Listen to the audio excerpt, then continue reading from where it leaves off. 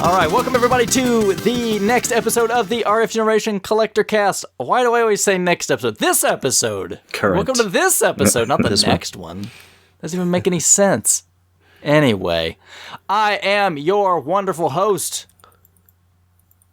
Chris, otherwise known as Duke Togo. And joining me as usual, although he's been gone recently due to crazy schedules and a new child, Bill. Welcome back, Bill. Hey, thanks. Great to be here. I am glad to be speaking to you again post RWX. Yeah, no, it was great seeing everyone. I really was upset that I missed the talk with Crabby and yourself, but I got to hear a lot of cool stories that I actually hadn't had the chance to hear in person and at the show. So it was a good listen. You guys did a good job. I think we're going to kind of have come back next time we can get Crabby together, because I did have some requests for maybe talking about how to put on a show like that. So that'll give you a chance to talk about your story as well. So I think we'll bring that back when we can do that in the future. And speaking of Crabby, he's not here. It's like some hockey thing or something to do? Yeah, what was that? That was a weird thing. So he shot us, we have like a group chat thing going between some of us on the site, and he shot a picture over of an NHL arcade game that he was like working on and got working today. And he said, yeah, he got invited to a hockey game, and he thought it'd be an appropriate thing to bring. So only Crabby gets invited somewhere and says, let me bring an arcade machine that fits the occasion. It's like some people bring wine, Crabby brings an arcade machine. It all works. I brought some bread. Here's Open Ice Challenge. I don't like hockey, so I'm not going to actually watch the game, but I will bring my own arcade machine to play while the game's going on. There you go. And that other voice you hear is our very own single banana. Rich, you're back. Hey, thanks for having me, guys. I really appreciate it. I am honored slightly. Absolutely. I don't know if honored is what I would go for. That is the correct reaction to being asked on this show. Collect a what? Sure. Initial joy and then confusion? Maybe a little remorse after we're done. Question mark? But guys, we have a lot to get into, so we're not going to spend too terribly much time, goofing off here. We've got a lot of show to talk about. We're going to get into, of course, questions. Last time when we did the show, we told you that, hey, if you send us questions and we reach a question on the show, you're going to be eligible for some codes. We're doing some code giveaways. We've got some Xbox codes, we've got some Steam codes, and nobody followed my directions. And the question didn't tell me what kind of code you wanted. So what I will be doing is I will reach out to you folks and I will ask you what code for what system do you want, and I will send you a code. So be watching out for some messages from me. So thanks very much. And I always say thanks to our listeners. I've decided, guys, I made an executive decision. Hopefully you'll be okay with this. I am no longer going to refer to the people that enjoy our show as listeners. Oh, okay. I am now going to refer to them as friends. Oh. Yeah, I think that's really much more it. I don't like that term listeners. It's almost like you have no interaction to us. You're just this outside force that we don't have any connection to. Well, it's like that's not it. Well, it's like in retail. I worked in retail for many years, and a lot of places, originally everyone was a customer. This person is a customer, and then a few years ago, they started kind of realizing that sounds kind of impersonal. Like, these people are guests in our store. Oh, they're guests now. They're not customers. I love it. I've got a guest that needs assistance near the televisions. What will be the new buzzword after guest sounds impersonal? I think we have too many questions already. If you want to submit that, you can submit it to the Collectorcast Facebook or Twitter page. Absolutely.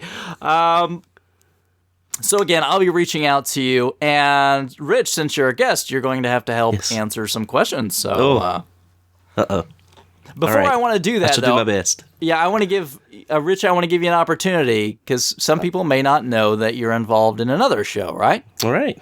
Thanks, guys. Appreciate that. I am involved in the RF Generation PlayCast. We're another show, and on RF Generation, what we do is we run playthroughs during the month. each and every month, usually with a retro and a modern game.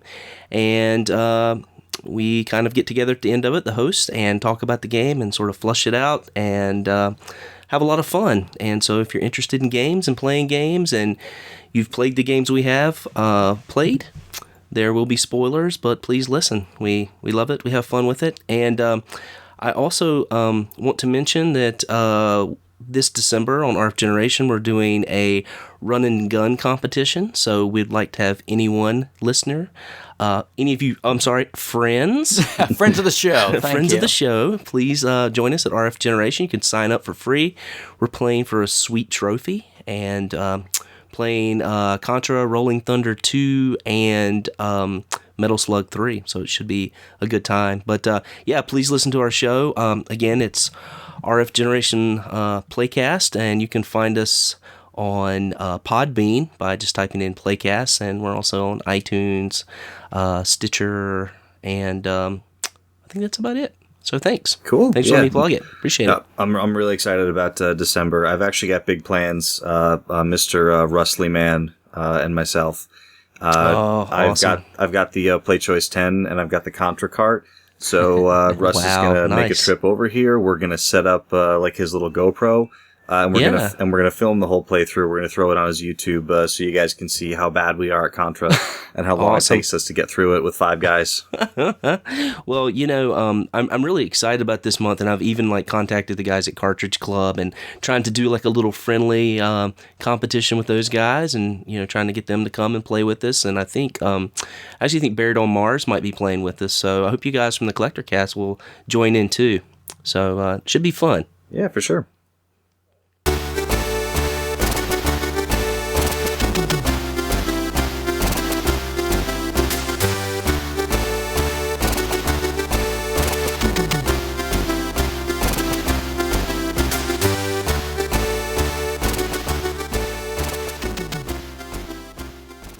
Hey everybody, you know all about our sponsor, Off the Charts Video Games. We talk about them all the time. You can find them at otcvideogames.com or OTC Video Games on social media like Twitter and Facebook. I really encourage you to follow them so you can get an update on all their products.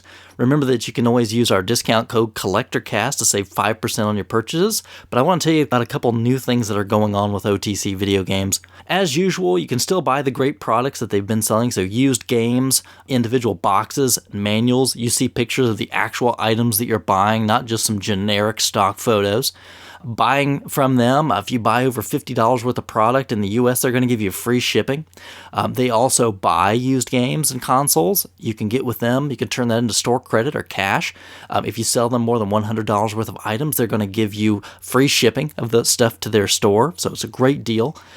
They've opened a brand new store in the Culpsville, Pennsylvania area. So if you're out that direction, I really encourage you to stop by their store, take a look, tell them that the guys from the Collectorcast sent you over.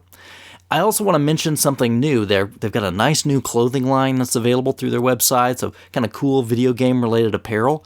And the big thing is their new rewards system. So the rewards are really pretty cool. You can earn these doing a variety of things for store credit. One big thing you can do is you can refer your friends. There's no purchase required to sign up to get an account. So you can sign up for an account. Just for signing up, you're going to get some points. You can accrue those points towards your credit.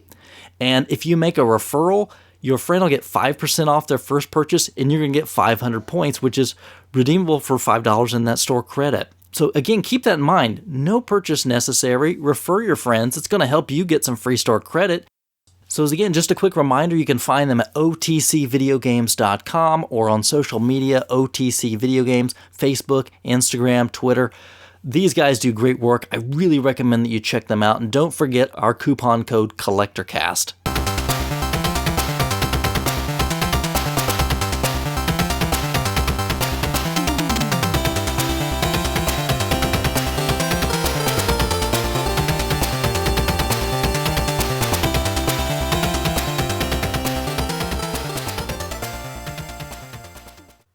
All right, guys, so let's get into these questions that we've got here. We've got a few to go through. We're going to start with questions from Facebook. Now, this one's a little long, but it's from Thomas Blaine. And Thomas asks, Is there any childhood games that you have never been able to pin down a name to and rediscover due to only remembering the gameplay? An example would be a friend of and me spoke. It would be a friend and I. Thomas. He's my friend. Thomas is my friend, so I can say that. So you just lost a friend of the show. Wow. You guys must be close. So an example would be a friend and I, or a friend and Thomas, spoke of a game and the gameplay for nearly 10 years until we discovered it for the game was a PS1 called Street Racer. I remember that game. Our memory specific was the battle mode in it. So when describing it to people, most people were stumped. So you remember the gameplay, you got it in your head, but the name is never going to come to you. Yep. Bill, do you have any of those? I do, 100%. It hasn't happened a ton because I've always been interested in games. So like when a game was good, I was always like, well, what is this? I have to have this. And I would, write it down or tell my mom, I want Metroid, or Mom, I want Mario Brothers or whatever. But there was an arcade game that I was playing in, Ocean City, Maryland. We used to go down, once a year. And I forget what year it was, but I was probably like 6 or 7 years old. So it was like late 80s. And there was this arcade machine that I played a ton of when I was down there. And, years went by, and then I was trying to remember back, what was the name of that game? And there was no way I was going to remember the name. So I went on RF Generation, and I just made a thread like, hey, can someone help me figure out the name of this arcade game? And I remembered the graphics as being extremely realistic, like photorealistic. And was I it remember... No. So were there ghosts, Bill? Yeah. Blinky? So it was, I remember it being so realistic, and I remember it being kind of like in a dungeon, and like it was side scrolling, it was left to right, and you would come up upon a fighter, and it was sword and shield combat, and I remembered pieces of your armor being knocked off and you knocking off pieces of the other guy's armor and high attacks and low attacks and stuff, but I really couldn't remember much more beyond that. Wow. Can you guys name the game? No, I seem to remember that though. Yeah, A game where armor would fly off. Yeah, because I made this thread in RF Generation, and an hour later we had the answer. Of course, that's what we do there. Exactly. So They're the pros. It was a game called Gladiator.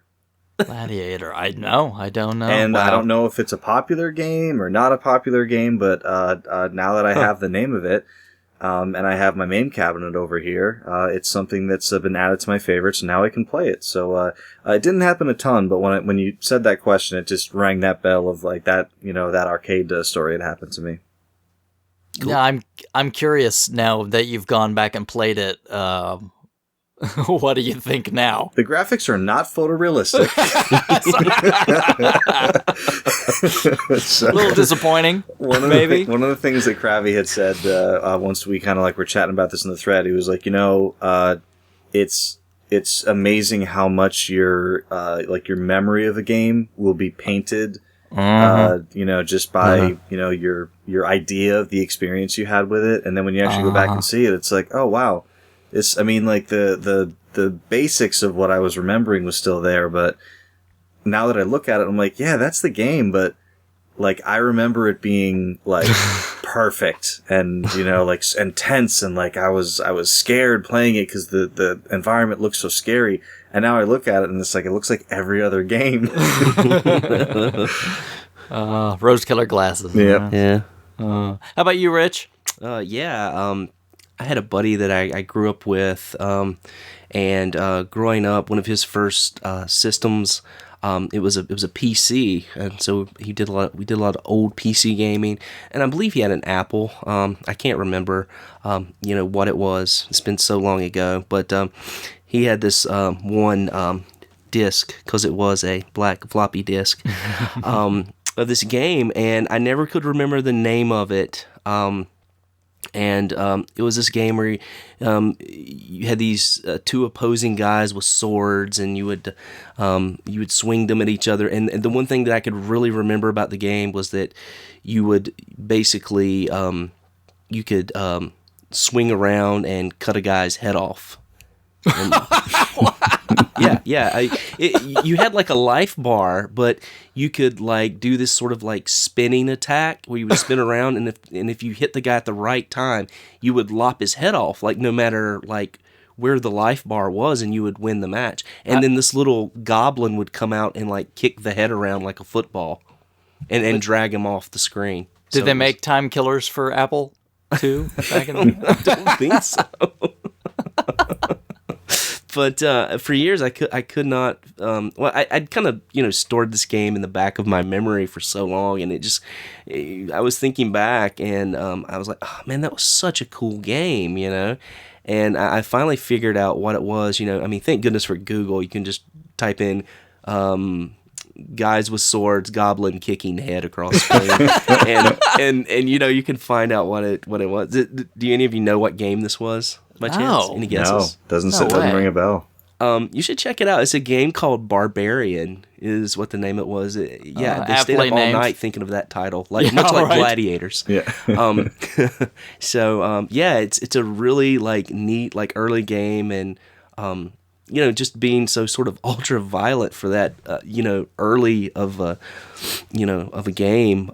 I guess it sort of appealed to us as we played it, but it was a lot of fun. I can see how that would appeal to you. Yeah. Is that a banana joke?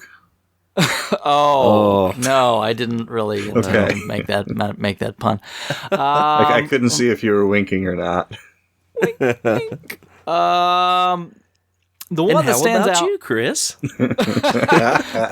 Yeah, thanks for asking, Rich. I was ready for the next question. The one that stands out to me, and I still don't know to this day, there was an arcade machine. It was like a cocktail arcade machine, and it was at the laundromat. It wasn't Pac-Man, but it was like a Pac-Man clone because there were so many of those. You remember, maze games where you're chasing things around and things are trying to get you. And what it was basically like cops and robbers. Like you were a robber, maybe like a robber car or something. And there were police cars that were coming after you. And really the game itself was not great. It's pretty standard stuff, very much a Pac-Man ripoff. But what was so cool was that there was like a tape recording in the game that would loop. And so you'd hear like these like messages from like cops over the radio, like, oh, he's turned left on 5th Street, or and woo, going on, and you get the power up, and then suddenly, they play something about he's on the run, or but it would have like all these voice recordings that came out of the game as you played through it that were very, very loosely tied to gameplay. So it was like probably just 2 tracks, right? One for when you're powered up and the other for just the gameplay. But I used to play that all the time at the laundromat. I have no clue, even to this day, what on earth that thing is called. So if anyone knows by chance, to let me know. I've never really taken the time to try, because there's probably a lot of Pac-Man clones back in the day. That game sounds familiar. When the police would hit your car, would your car kind of like spin around like in a circle? Do you remember something like that? I do not remember. I want to say it kind of exploded almost like a fireworks shower. Okay. But I don't know. And the only one game like that keeps popping in my head is Lock and Chase, but it's not Lock and Chase. Well, there's a game on the Atari called Bank Heist, that's somewhat similar to that, where you ride around and pick up stuff. Maybe there was an arcade version of that. I don't know. Maybe there was. Yeah, maybe look that up. Bank Heist. Check that out. Okay. Yeah, I'll take a look at it. Yeah, it's a 2600 game. It's 20th Century Fox put it out, but there may have been a port. So yeah, lots of ports on the 2600, right? So thanks, Thomas Blaine. I appreciate that. Yeah, it was a good one. Chris Armanson. I hope I'm saying that right. My eyes are a little blurry right now. It's been a very long day. So let me try that again. Chris Arneson. He asks a very simple yet poignant question that everyone needs to come to grips with in life, and there's really only one good answer. Yep. Aladdin, Genesis or Super Nintendo Entertainment System? I'm going to start with you, Rich. What's the right answer? Well, I've only played one of them, so the only one I've played, to be honest, is the Super Nintendo, and I really, really enjoyed it. I'm sorry, Rich. You gave the wrong answer. Bill, can you tell the folks what the right answer is? I don't even want to dignify this with a response. That's right. Because Bill knows. It's not even a question. Bill knows. I don't even think they're the same game, right? They're not. So, yeah, the only one, the first one I played was the Genesis version because OVS. So, and then years later, I was at someone's house and I saw they had this Super Nintendo Aladdin. I popped it in, and it was like, what's happening? I thought I put Aladdin in the thing here. So, I couldn't remember if this or Lion King was the one that was different on the two systems. But, I mean, those Virgin interactive Disney games, the 16-bit games, there was a lot of really good ones. Aladdin's probably my favorite. But yeah, like Genesis is the only version of the game you need. Yeah, I think that game was done by Shiny, who did Earthworm Jim later, which also best version on the Genesis. Thank you very much. Not the Sega CD? I never played the Sega CD version, so could be. Yeah, if you can handle the load times, it's pretty nice. Okay, all right, I'll take that. So I don't even need to answer this question. Bill's right. Bill's right. So and now whoever has a single banana for Secret Santa, you have one more cart needs to go in that package. Maybe a lump of coal to go with I think it. by not answering the question, you still answered the question. Yeah. All I can tell you is, Rich, go get Aladdin on the Genesis. All right, Yeah. I'll check that out. I've seen a couple box copies around for fairly cheap, so yeah, I'll check that out because I did enjoy the Super quite a bit. So yeah, it should be great. Yep. Fantastic. Next question, man. Great name. I'm gonna do my best. The first name is easy. I love it, Tiberius, which is Captain Kirk's middle name. Fantastic. What do you think, though? Katienes? I think that's better than I could do. Yeah, I was just gonna do Katinas because like Star Wars I'm Cantina. gonna say Katienes is what I'm gonna go with. I'm not sure. I think he misspelled Cantina, and he's a Star Wars fan. But Tiberius, Yes. which I love that name. Fantastic. Great. Thoughts on original Pokemon coming to 3DS with the wireless transferring? Oh, that's one whole question. I think it's one question. Okay. All right, so let's start with that one. It's really a shame that Crabby isn't here. I know, really. I'm just gonna go ahead and say I have nothing against all of you Poke people out there. I am not one of you. I've never played a Pokemon game for more than like 10 minutes. And I don't get it. Yeah. As Patrick Swayze said to Demi Moore in Ghost, ditto. All I can say is Pika? Yeah. I know. I mean, Yeah, I shouldn't say 10 minutes. Like, I never got it, like, years ago with, like, Blue and Yellow, whatever the first few were that came out. I never got into it then. PAX East, like, 3 or 4 years ago, somebody was like, Pokemon has to be played, like, like, with other people, like, fighting other people and, like, trading and all that other stuff. And they were like, why don't you just grab, like, whatever it was, like, Black or Silver or whatever, like, one of the newer ones was. So I actually bought, like, a new Pokemon, like, 3 years ago and probably put, like, 2 or 3 hours into it. And I just didn't get it. So I was like, I'm gonna get out while I still can. Yeah.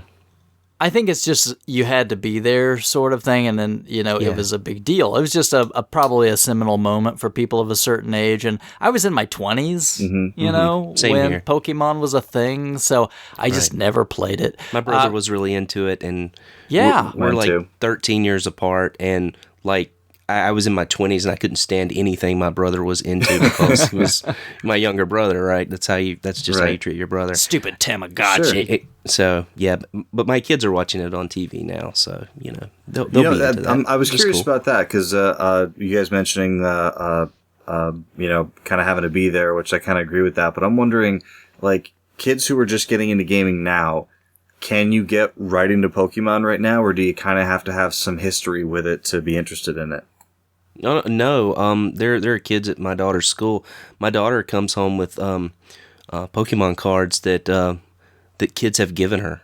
They still collect the cards and everything. So I think there's still kids doing it. And of course, it's boys giving her cards, so I'm not happy about that. She's 7, but she comes home with them. So I think there is still a huge market for that.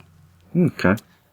Yeah, that's a Crabby question. Maybe if Yeah. Crabby wants to chime in, or Sorry, Tiberius. Later. Yeah, I apologize. I just don't know anything about that. Yeah. Wrong month to ask that question. So maybe if Crabby feels really passionate about that, the next time he's on, he can circle back to that one. Table that question to when he's on. But we do have a couple other good questions from Tiberius. Yes, yeah, I think this is basically like one big, long other question. So, why Super Nintendo and Genesis games aren't on the 3DS Virtual Console service, even though it's pretty well known that it can handle them, and they know that through some emulation, as he points out, with using the R4 card on the original DS. So obviously the horsepower is there to some degree. He really just wants to know, do you think they don't want to invest in this because something to do with the NX? So, Bill, what do you think? Is it just the 3DS is too long in the tooth? It's time to look forward to the next thing, or? I don't even know if it's so much that. It's a good question. I don't even know if it's so much that. I know it's apples and oranges, but it's kind of like with Square and Final Fantasy VII. Like, for years, everybody's like, you got to do a Final Fantasy VII remake, and Square is kind of like, we want to do new stuff. Like, we want to move forward. We don't want to keep going backward, even though, like, they revisit those characters and make sequels and stuff like that. So, like, I kind of feel like it's a similar thing. Like, when the Wii first came out, the Virtual Console was a big deal. Every week, you'd have new games that were coming out. And I remember, like, checking Wikipedia, like, every, like, Tuesday or whatever the day was that they announced the new games for that week. And, buying, my favorite games just to have them on the home screen of the Wii there, which is why I was, went through the whole ridiculous process of transferring Wii purchases to the Wii U on my new system, which, like, is 34 steps, and then you lose it on the original system. It's like, oh, I can't just leave this in the basement anymore. But, like, anyway, tangent. I think it just comes down to, these games cost $5 each. What is it, like $5 or $8 on for some of these virtual console games, and they gotta pay licensing if it was games that they didn't own, and like then there's store. I just feel like it's a lot of effort to go through for not really a whole lot of game. Like, what can you do on this awesome machine? Oh, you can play games from 30 years ago. I don't. It doesn't say to me, like, oh, well, they're holding it for the NX. Like, I feel like the NX is going to try to get further away from this stuff and closer to something like NES Remix. I think they'd be more interested in doing, like, Super Nintendo Genesis Remix than just re-releasing old games for $5.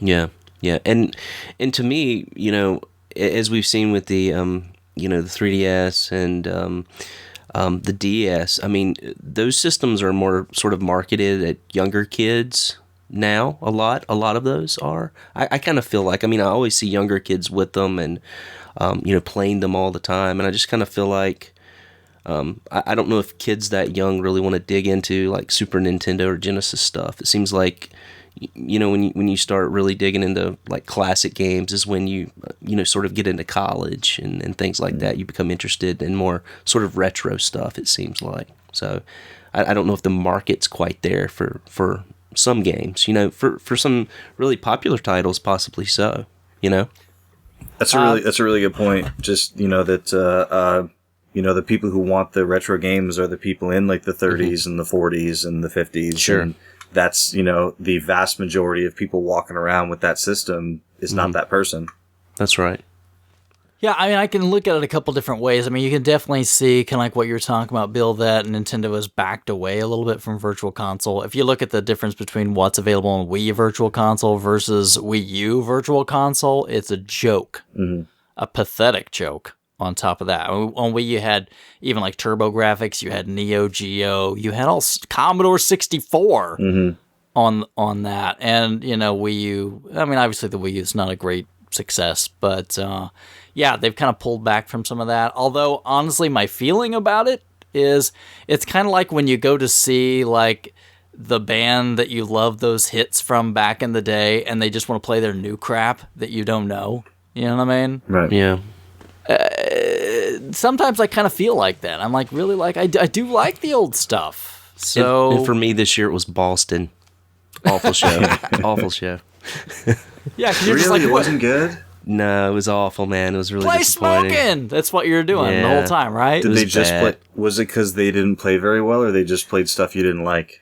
Well, the like the main guy that does the band now, you know, they have a new lead singer, but I don't want to get into this too much. This is a game cast, but he has like he's like a very much a huge environmentalist now.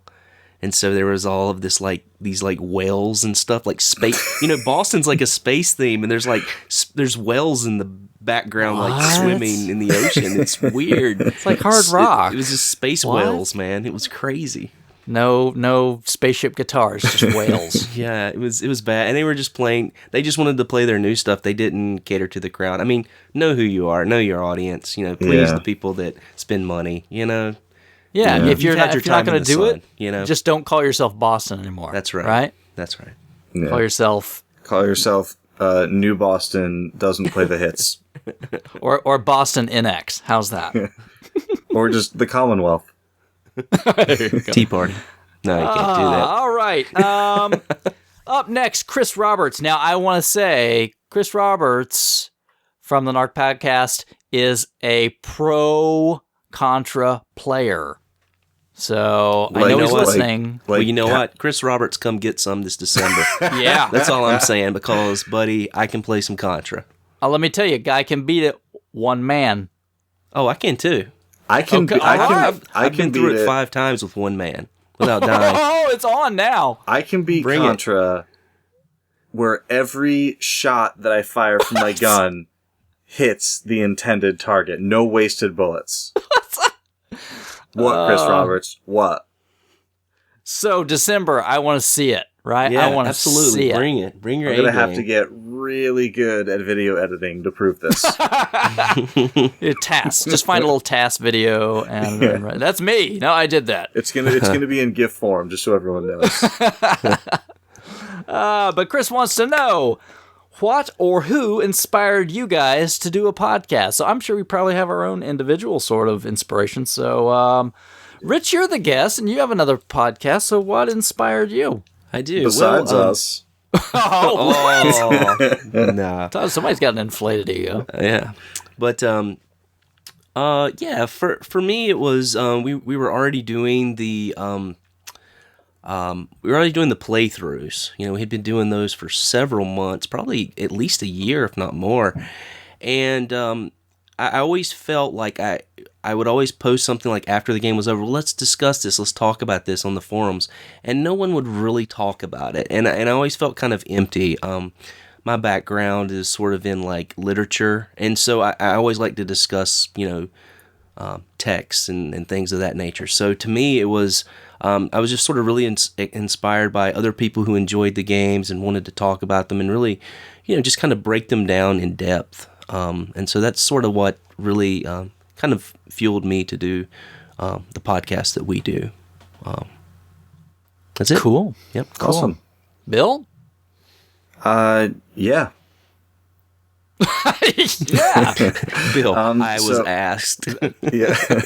I actually I loved the Collectorcast before I Yeah. was on it, and I think that I reached out to Duke and or Crabby, who we'd already done a few trades. I was fairly new to the site, and I'd already done a few trades with both of them, and I think I might have reached out and been like, hey, if you guys ever wanted to, do like if you end up doing like, member interviews or wanted to have somebody on, and I don't know if, that would, my first episode was, the Wild Bill 52 interview, that, the next time they recorded, they were like, hey, do you want to just, come on again? And became a thing. But, I actually used to listen to a lot of podcasts. I don't anymore.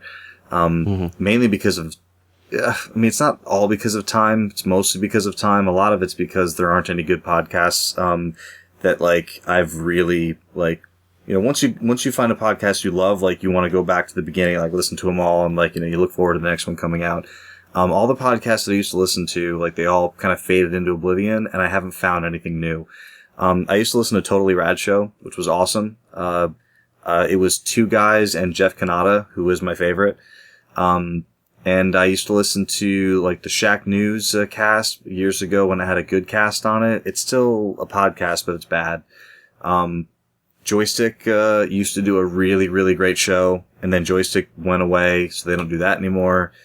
Yeah, I mean, I used to really listen to a lot of podcasts, but so yeah, I mean, my inspiration was kind of like, you know, all the podcasts that I loved they were all 3 or 4 guys just sitting around talking about stuff, whether it was current gaming news, you know, like old games, movies, you know, sci-fi stuff. So, yeah, once the Duke and Crabby got the Collectorcast going, and I shimmied my way onto that show and never left. No way, we're glad to have you. It's always fun. That's why I say it's kind of, I don't know, it just meshes well. Everything clicked really quick, and it's like, this is great. Let's just keep doing it. Yeah, it was like when everyone showed up for what do you call it, for Retro World, like at my house, like everyone like shook hands and like bro hugged, and then it was like we were just all hanging out. Like it just happened, which was so cool. So that's kind of what I like about it. Yeah. For me personally, I've listened to podcasts for a while. I listen to some gaming podcasts I have off and on, and I also listen to some on some other subjects that I've found interesting. So I've got some pretty interesting tastes. I like to learn, and I had and still do pick up podcasts about a really wide variety of subjects. And, you know, some of them are very, you know, just one guy talking about a subject, and then some of them are groups like this. And I think that was just it. What I picked up from listening to it was, you know, it's just things that you're passionate about, things you're interested in, and you just want to have a place to talk about that. And what happened is that Crabby and I just were backing and forthing on the message board a little bit, and then we're like, hey, we should just chat sometime. And we did that. We hopped on Skype one night and talked for hours. And then we're like, oh, hey, let's do this again. So like the next weekend we did it again. And we ended up doing that for weeks, like quite a few weeks. And eventually I was kind of like, hey, maybe we should just record this sometime. And just, you know, why not? I mean, it's the same thing we're doing already. I thought you were going to say I started recording without his permission. No. So we had a little talk about it. And yeah, I mean, that's what happened. You know, we just, Crabby and I just... we're fast friends, and we were already talking, and you know, like I said, about every week we were just hopping on Skype and just chit-chatting, and his schedule and my schedule worked out because he was doing like third shift stuff, and you know, we loved the same sort of games, and it was just fun. So I guess that's it. I just you know, I'm passionate about gaming. I do have other interests in the world. It's not it, but it's one that I love talking about. I don't have a lot of other outlets in my life to talk about some of these other subjects. If I want to talk about, you know, politics or religion or anything heavy, I've got other people in my life I can do that with, and that's not the space for that. But I want to just have fun with friends. This is a good space for that. So, yeah, this talk is fun. Maybe others would like to listen to it. And I figured, what do I got to lose, right? Absolutely. Either people were going to tell me, like, you suck, and stop. I figured that was probably what was going to happen. And when people didn't say that, I was like, okay, maybe it's not terrible. And then eventually some people were like, we like it. So I was like, well, I guess we'll keep doing it. Yeah, that's the cool. I mean, like, people tend to reach out to Chris with feedback for the show because of just, you know, probably just how approachable he seems. His voice sounds very approachable. But you are not, Bill. Maybe not approachable. Maybe because he does the show intros and outros. But Chris because you're not on social media. There is that. But I respond to PMs on RFGen. But no, it's funny because people will typically, you know, go to Chris, and like Chris will tell us, oh yeah, I got some feedback from this guy or this girl or these people. They say this, and that. And I was like, that's weird. I never hear anything. And then like, there were a few times I've got a few PMs from people like, hey, like great show. Like I really like this, and that. So it's just cool to, you know, to know that like, you know, you're not just throwing it out there to like, that no one's listening, and there's like, you know, a handful of people who just kind of enjoy the same stuff. So it's pretty cool. Yeah, and I try my best. Like I know you guys, again, I usually get the communication. I do everything I can to always pass along because I don't want Bill and Crabby to feel like oh, I'm just doing this, and why am I doing this? Is anybody even listening? You know, our numbers are pretty good, I think. I mean, pretty good numbers. I don't usually talk about them. I'm happy to share them with these guys anytime they're interested. I don't know if they care. Maybe they're just having fun. I don't care how many people listen, but we did hit, within a couple weeks ago. Rich was nice enough to point out. I really wasn't even looking at the numbers, but we hit number 1 in our category on Podomatic for a day. Yep. I just happened to be on that day and just noticed, well, let's see where the Collectorcast is at. I'm like, whoa. I was shocked. That's great. And so I just, quite honestly, very humbling, and I honestly have nothing but thanks and appreciation for our friends that listen. I mean, that's... Totes. We're nobody special doing anything special. We love what we love, and we love talking together, and we love interacting with you people that listen. So yeah, I've met them in person. They're not special. He's right. Some kind of special, you know what I'm saying? But I gave you the most special recliner to sleep in, and I passed it off to Adam. So, good question. Hey, I've got a challenge for you, Chris Roberts. On the Narc podcast, tell me why you guys wanted to do your show. Yeah. And I know you're on hiatus, but when you guys get back up and running, I would love to hear kind of what kicked you guys off. They've been at it for a few years, good group of guys, so I would like to hear that. Yeah, great podcast too. Yeah, I'm going to shift gears over. The wonderful Eric Lindner. Eric came to Retro World Expo with us, our fine friend from Germany. Mm-hmm. So I know how to say goodbye in German. What would be hello? Anybody? Yeah. No. Nobody knows hello in German. No, do you? That's terrible. I don't. I probably... Is it like aloha, where it's the same thing for both? I know. I think there's actually, like good day, good evening. And I'm trying to think of it. It'll come to me later on. I don't think you say hello in German. You just hand people silver box silent service cards. Oh, that's probably it. I mean, I can think of Auf Wiedersehen, of course, goodbye. Sure. And it's going to kill me. I'm going to be editing this. I'm like, you dummy, this is it. You should just edit it in. I will. I'll just edit it in. I was like, oh, I can't even believe that was blah, blah, blah. I just I did that on a podcast I did years ago. I did that with, I don't know if I mentioned this before, with the Crysis 2 voice. You guys ever play Crysis? No. When you turn on a function of your suit, because, you can change things. So you can turn on, so it's like armor, or turn on stealth, or turn on super speed, or turn on super agility, and you change the function, and every time you do it, the AI in your suit tells you what you've just done.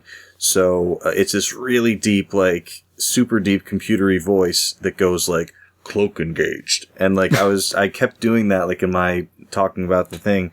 And then, without telling anyone that was on the show with me, I did it. I just edited in the audio from the game. So every time in the podcast where I said it, it cut out to, the voice. I don't know if that thing still exists on the internet somewhere, but it was a good little trick. That's probably why Bill wasn't on that podcast.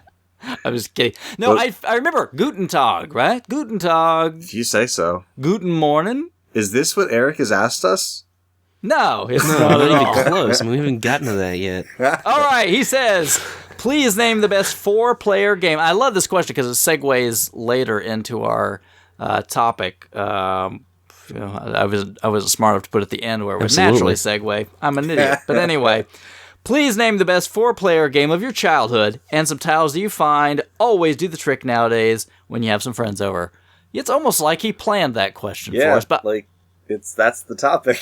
I know, but specifically, let's go to his first part. 4-player games. Best 4-player game, specifically of your childhood. Yeah. So not something I played recently. Something that I'm locked and loaded, man. You got one. Then hit it. Yeah. All right. Go, Rich. No question. NBA Jam Tournament Edition. Okay. Best He's on fire. Game. And let me tell you why. My brother, who I had mentioned earlier, he's 12 years younger than I am. And I think it was 2 or 3 Christmases ago, I got a Super Nintendo for him for Christmas. Chris, I might even gotten it from you. I don't even remember. So I bought him a box copy of Tournament Edition. And he was so pumped when I got it for him because that was the system I was playing when he was growing up, and that was the system he always Big Brother's playing that. I want to try to play it. Now, when I go home during the holidays, like during Christmas, he has gotten his friends addicted to it. And when I go home, it's just jam time. I mean, we hook it up, and like I'm playing guys that are like, 13 years younger than me. And we hook it up for some old school like NBA Jam Tournament Edition. Fantastic. And no one can stop the flying Franklinis, let me just tell you. The Orlando Magic, man. You got to go with. That's it. That's the answer. Okay. Yeah. All Yep. right. Bill, 4 players? Man, I don't. We never played anything 4-player on the Nintendo or the Super, and we wanted the 4-way play for 4-player hockey games on the Genesis, but we were never able to get it. So, as far as 4-player games in the childhood go, it's going to have to push forward a tiny bit to the Dreamcast for me, because I was a big-ish kid during those days, but my big 4 people over at the house days were Dreamcast, and one of the most surprising games on the Dreamcast that I'll have people over and I'll still take out 4 Dreamcast controllers is Virtua Tennis. All right. There you I go. love this. And this game came out of nowhere, and it's like, it's a tennis game. It was a hit the ball regular and like a lob the ball button. Like, that's it. Like, it shouldn't be this much fun. But singles is really fun, and doubles is crazy fun. Like, you get these volleys going back and forth, where you get like closer and closer and closer to the next, you're playing aggressive, and then you know the lob is coming, and there's nothing you can do about it. It's, no! And then you run back, and sometimes if your guy's good, he'll like hit it like between his legs, like back over to you. Really, really, really solid. And I would have liked to have said that I played a ton of 4-player Genesis hockey growing up, but we never had the 4-player adapters. So, and then if you'll allow me a honorable mention, we were big fans of Gauntlet Dark Legacy in the arcade. Oh, yeah. We would go after school every day, and we would put in our little passcode, whatever it was, so it would remember your character, so we could keep things going. So, if you'll allow that as a 4-player childhood game, that one rings a bell also. Why not? Yeah, and it's a shame. Like Gauntlet 4 on the Genesis actually allows 4-player. So I think that's the only Gauntlet, like original Gauntlet game that allows that. So, yeah. Well, we're 2 for 2 for Sporty Sports games. Yeah. I'm going to make it a clean 3 in a row. Wow, I'm shocked. Ivan Iron Man Stewart's Yes! Off-Road. I was going to mention that. I'm so glad you mentioned that. Yes. That, oh my gosh. You get so mad at people when you're playing. But that's the perfect way to play a 4-player game. When you get right? nitroed right at the finish line. Always. You're almost there, and then that idiot behind you starts gunning the nitros. Yep. Right before you're about to pass. Or you just hit the wall and you can't spin around the right way, and you're going backwards, and you're almost there at the finish line, of course, right? But Ivan Iron Man, either on the arcade or on the NES. Well, yeah, man, it's great that's in a the ton arcade of fun. too. Yeah, Totally. great game. That's a fun one, and it's not hard. If nobody's played it, you're like, here, steer, gas, nitro. Here you go. Let's play. Right. Very good. So those are our Facebook questions. Let's move over to Twitter. The Twitters. We got a couple from our good friend at Sega Tomcast. Tom asks first, 80-plus hour games. I can't do them anymore. What are you going to do, right? I mean, have you cut these out of your lives yet, or are you still giving them a chance? Rich, 80-plus hour games. Thumbs down, man. I can't do them anymore.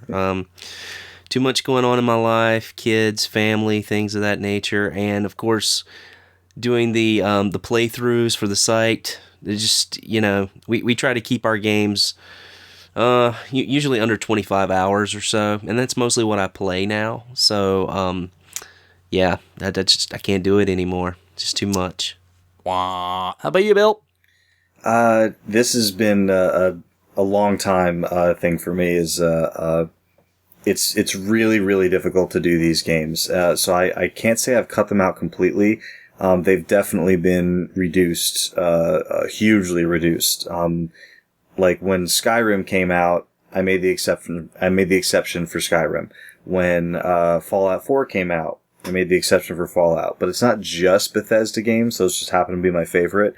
Divinity Original Sin is a PC RPG that's making its way to console this year, and that is another huge one. I don't think... See, for me, it's more like I can play like a game or two, like a couple different games at a time and kind of go back and forth, but when I get to one of these big 80-plus hour ones, I kind of have to be in that game and just that game, or I'll find that I'll just get too distracted or lose too much flow, and then I'll come back and I won't remember where I am in this huge big game. So it's more like I ration myself to one at a time, and then once I'm done with one of them, I can't just go to another. I got to play 3 or 4 smaller things. So it's tough though. I mean, and then you have so Fallout 4 just came out. I'll be playing that for months, and in like 2 or 3 weeks, Xenoblade Chronicles finally comes out on the Wii U, which is it's a like what's the word? Whatever the word is, but I bought one of the reasons I bought the Wii U was to play, I wanted to be able to play Xenoblade Chronicles X when it comes out, and Fallout 4 is out, so I'm not leaving Fallout 4 for Xenoblade, but yeah, I mean, I got 2 kids, I have blog articles to write, that I have deadlines to meet, I got work, I got By the family, way, get those in. I know. I gotta finish. I gotta add pictures. They'll be done in a minute. I gotta do my parents' breaks. I got my yard work. Like, it's the same for everybody. Like, as you get older and more responsibilities, more stuff to do. But I can't cut them out completely because the ones that I love are my favorite games in the world. I just can't do as many of them as I used to. Yeah, I hear you. I would say, I mean, for me, I do play that probably almost exclusively. I honestly probably don't play a lot of short games. The issue gets to be is it just takes me an incredibly long time to beat a game. I mean, I'm just like Bill or Rich. I mean, I've got kids, I've got other responsibilities, I got a job, I've got a side job, I've got classes I take. So I don't get a ton of game time in, and I am really just fine with a drip feed from a really long game, and I just sink myself in it, and I know I'll be playing this for months. I kind of like that. I really get a lot out of those games, and I don't have to worry about relearning something every time I pick something up. It's the same thing I've been playing. I can jump right into it. It's familiar, and it's just, all right, well, let's go a little bit further with it. Yeah. And most of the ones I've been playing are usually pretty easy to pick up right where you left off. It's not very confusing. They have a thing like, oh, I know where I'm going, or you kind of know where you're at. So, I really enjoy those kind of games, quite honestly. I don't want to give them up. It sounds like you like your games in IV form. You got it, drip fed. I mean, I enjoy big, grand experiences. I'm not going to give them up. Yeah, it's a personal preference thing, I think. For me, it's like my attention span can't go that long. I want to play something new and different, and just having a big collection. It's just nice to pull different things off the shelf and keep things fresh. So, but yeah, kudos for you to be able to do that. But it's just not my thing. I can't play something that long. No, I completely understand. And there are times when I look and kind of go, man, I kind of, I don't knock very many. Like I look at this year, I'm like, I haven't finished very many games. But I also look back and I go, but I really enjoyed the time I put into these games. I really loved what I did. That's what it's about, right? Yeah. Right. And he's saying specifically 80-plus hour games, so like the hugest of the... Like, there are games that you can play for a couple hours and be like, okay, like, that game was fun, I'm done with that game. Mm-hmm. But then there are games like Batman probably took me over, 25, 30 hours to play everything in Batman, and then Far Cry 4 was probably the same thing. So those aren't what I would call short, but they aren't what I would call, these big, massive, like 80-plus hours. To me, that's like a Fallout, a Skyrim, like a big PC RPG, like, so Rich, if there's something that comes out that's, current gen that you want to play, and you find out that it's probably like a 35, 45 hour game, is that still too much for you, or can you go with that? No, I mean, I could do it if it's something I wanted to do in my spare time, and I do play games in my spare time, and I definitely could make that happen. With the playthroughs and everything, that takes up a lot of my time. Yeah. So I have to fit it in. So something that would, be 25, 30 plus hours, would still take me a few months to complete, I think, just because of other obligations. So, yeah. But I would if it was something I really liked. Definitely would. And still do play games to that length, but nothing like 80 plus hours. No. Right. Yeah. Good question, Tom. Now moving on, he's got another one for us here. Are there any consoles you have no interest in, or see, he listens? Oh, sure. Or does every console have at least one Tempest 2000? Bill, what do you think? Is there any consoles that are just a waste of space? I mean, you guys know I like Sega, and people who listening know I like Sega. Big Genesis guy. Here comes the 32X. I like that stupid little. No, it's just gonna be a side note. I like that stupid little 32X guy. But I was in Goodwill I don't know, like a month ago, and actually found something awesome at Goodwill. That'll be a separate story for another time. I already showed you guys. But I saw a little Sega system that I had never seen in person before. I've heard about it, know a little bit about it. And it was a really good price. It was like $10 or $15 or something like that. And I just looked at it. I picked it up. I flipped it around a little bit. It wasn't in bad shape. Wasn't in great shape. And I was like, nah, I don't care. And I put it down and I walked away. Okay. It was a Sega Pico. Oh, well, that's understandable, I think. So it's one of those things that, like... one of those. Yeah. Yeah, it's one of those things where... And the same thing, like... So the question is consoles you have no interest in. So Pico's a no interest in. Then there are consoles that I don't have that I absolutely would not go out of my way to purchase. But if I could get one, I would not only love to get one, I'd love to play it like a Commodore 64. Mm-hmm. I'm not going out of my way to, like, spend, $50, $100, $200, $300 on a whole bunch of Commodore stuff. But if I just, found a box of it for a decent price, I wouldn't just grab it and resell it. Like, I would play the crap out of that thing. Well, we did find one at Elephant Trunk. We did find one at the Elephant's Trunk, and we all played like, oh, what's that, mister? The rest of the computer is missing. Interesting. Yeah. And he was like, oh, this is a collector's item. Oh, and, yeah. As soon as we heard that, we knew. We were like, he's going to ask him way too much for that. He's trying to get retail for it. But then, he had a whole bunch of floppies, and they were all, copies. Bootleg, handwritten labels and stuff. And I think he wanted, 120 or 150 or something. Yeah. So, and I'd never been in the market for it before, so we walked away and asked Rich, was like, what do you think about that? And he's like, no, that's no good. So, but yeah, so not to take up too much time with this, but yeah, there are consoles that I have no interest in at all. Not too many though. Okay. What about you, Rich? Okay, I'm gonna crush Bill's soul here with my answer. That's fine. I don't need everyone else to like it. I've owned a few systems. I've owned a lot of systems, and I did a cleaning out, and I did get rid of several systems a few years ago. But the one system that I will not miss at all would probably be the Odyssey 2. I just, and the reason I say that, I had no attachment to it. There's no nostalgia for that system. Like my 2600. Which I grew up on. So it was very blocky, and I didn't like the controls or anything about it. The thing I liked most about the Odyssey 2 were the cool boxes. I do appreciate those, and I respect people that collect that, but it's just a system that I don't have any interest in. So. Yeah, this is tough. I mean, you're basically kind of saying, hey, meaning that is there a console out there that has no redeeming qualities whatsoever? And you could probably throw a couple of these out that everybody would go, you could say the Gizmondo. Okay, well, sure, but it's not really a thing that anybody would pick up.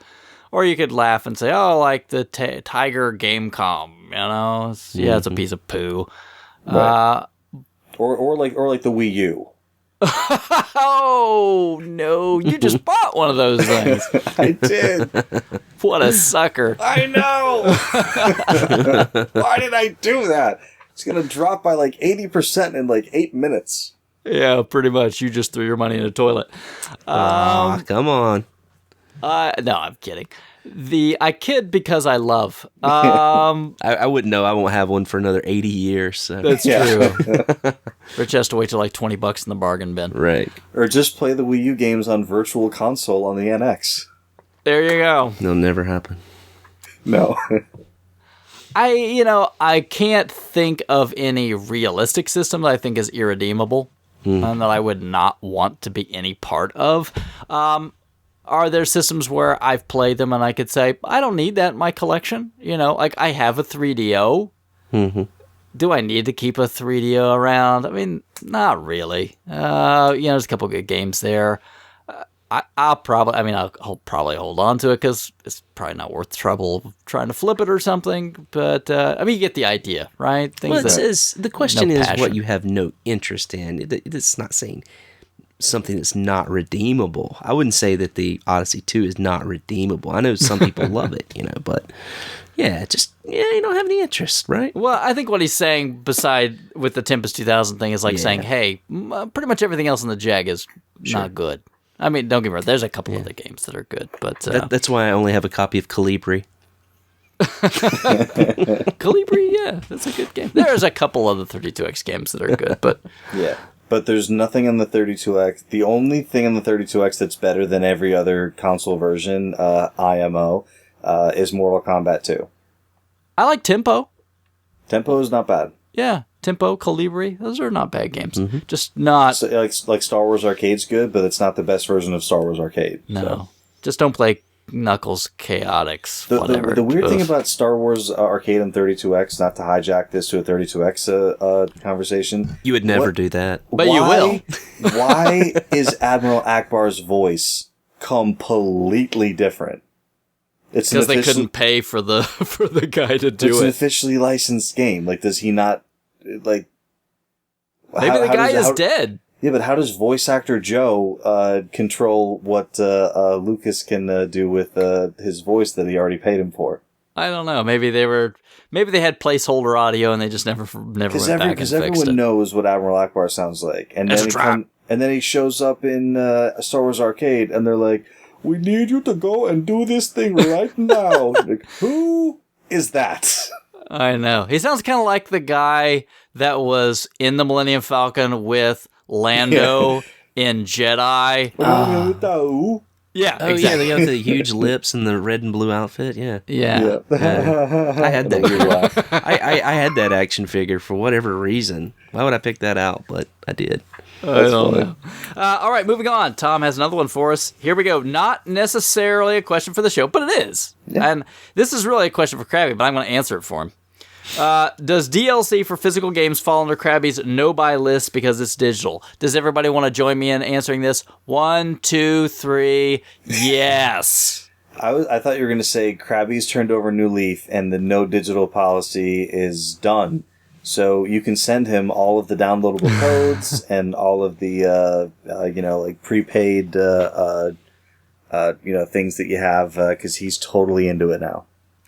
Here's like the point where I have to think about things in terms of Crabby. Like, I'm thinking like the DLC for Bloodborne is coming out as we record this in just like 2 days.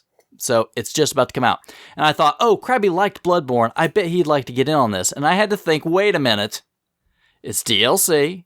And then I had to creatively think, wait a minute. Isn't Europe getting a release that includes the DLC? Yeah. Okay, now I'm going to suggest to him that he goes and imports the European version. That's how bad it is. Yeah. Now, didn't he break his DLC policy for something, though? Smash. That's right. For like downloadable characters or something? Yeah. Smash. Okay. But yeah, it's DLC. I mean, we know what the D stands for. And unless it's like a title update, Crabby's not interested. Yeah. Doesn't love Crabby, maybe. I like that. And what do you call it? I think I've talked to Crabby about, like, every once in a while I'll be, and I know what the answer is, but I'm just like, hey, are you going to play Shovel Knight? And he's like, oh yeah, it's coming out on disc. So yeah, I'm playing it. And then I think we were talking, he's not a shooter fan, but like, it was like, oh, it's too bad you don't like digital stuff because Blood Dragon, Far Cry 3 Blood Dragon's really good. He's like, no, they put it out on a disc, like a collection, so I am going to get it. So you kind of have to think in disc terms when you start thinking about games that you want him to play. Yeah, to the point where like there's a PS3 collection, like Capcom games, and they're like the downloadable games, and it says on the cover like Mega Man 10 or whatever, but it's a download code. All the rest of them are on the disc. Yeah. That one's anyway. Yes, that's his rule is weird. That is what it is. All right, moving on. We've got a couple from Real Jeff. I always want to say Real Jeff Funstick. If I read it kind of how it's written out, it's probably more Real Jeff Unstick. But I like Real Jeff Funstick better. Yeah. There's no way his last name is Unstick. But he says, if you weren't into game collecting, what hobby do you see yourself doing instead? Rich, do you have other hobbies? I do have other hobbies. I mean, do I count my other hobbies that I have, or do I? I'm going to put pinball and game collecting.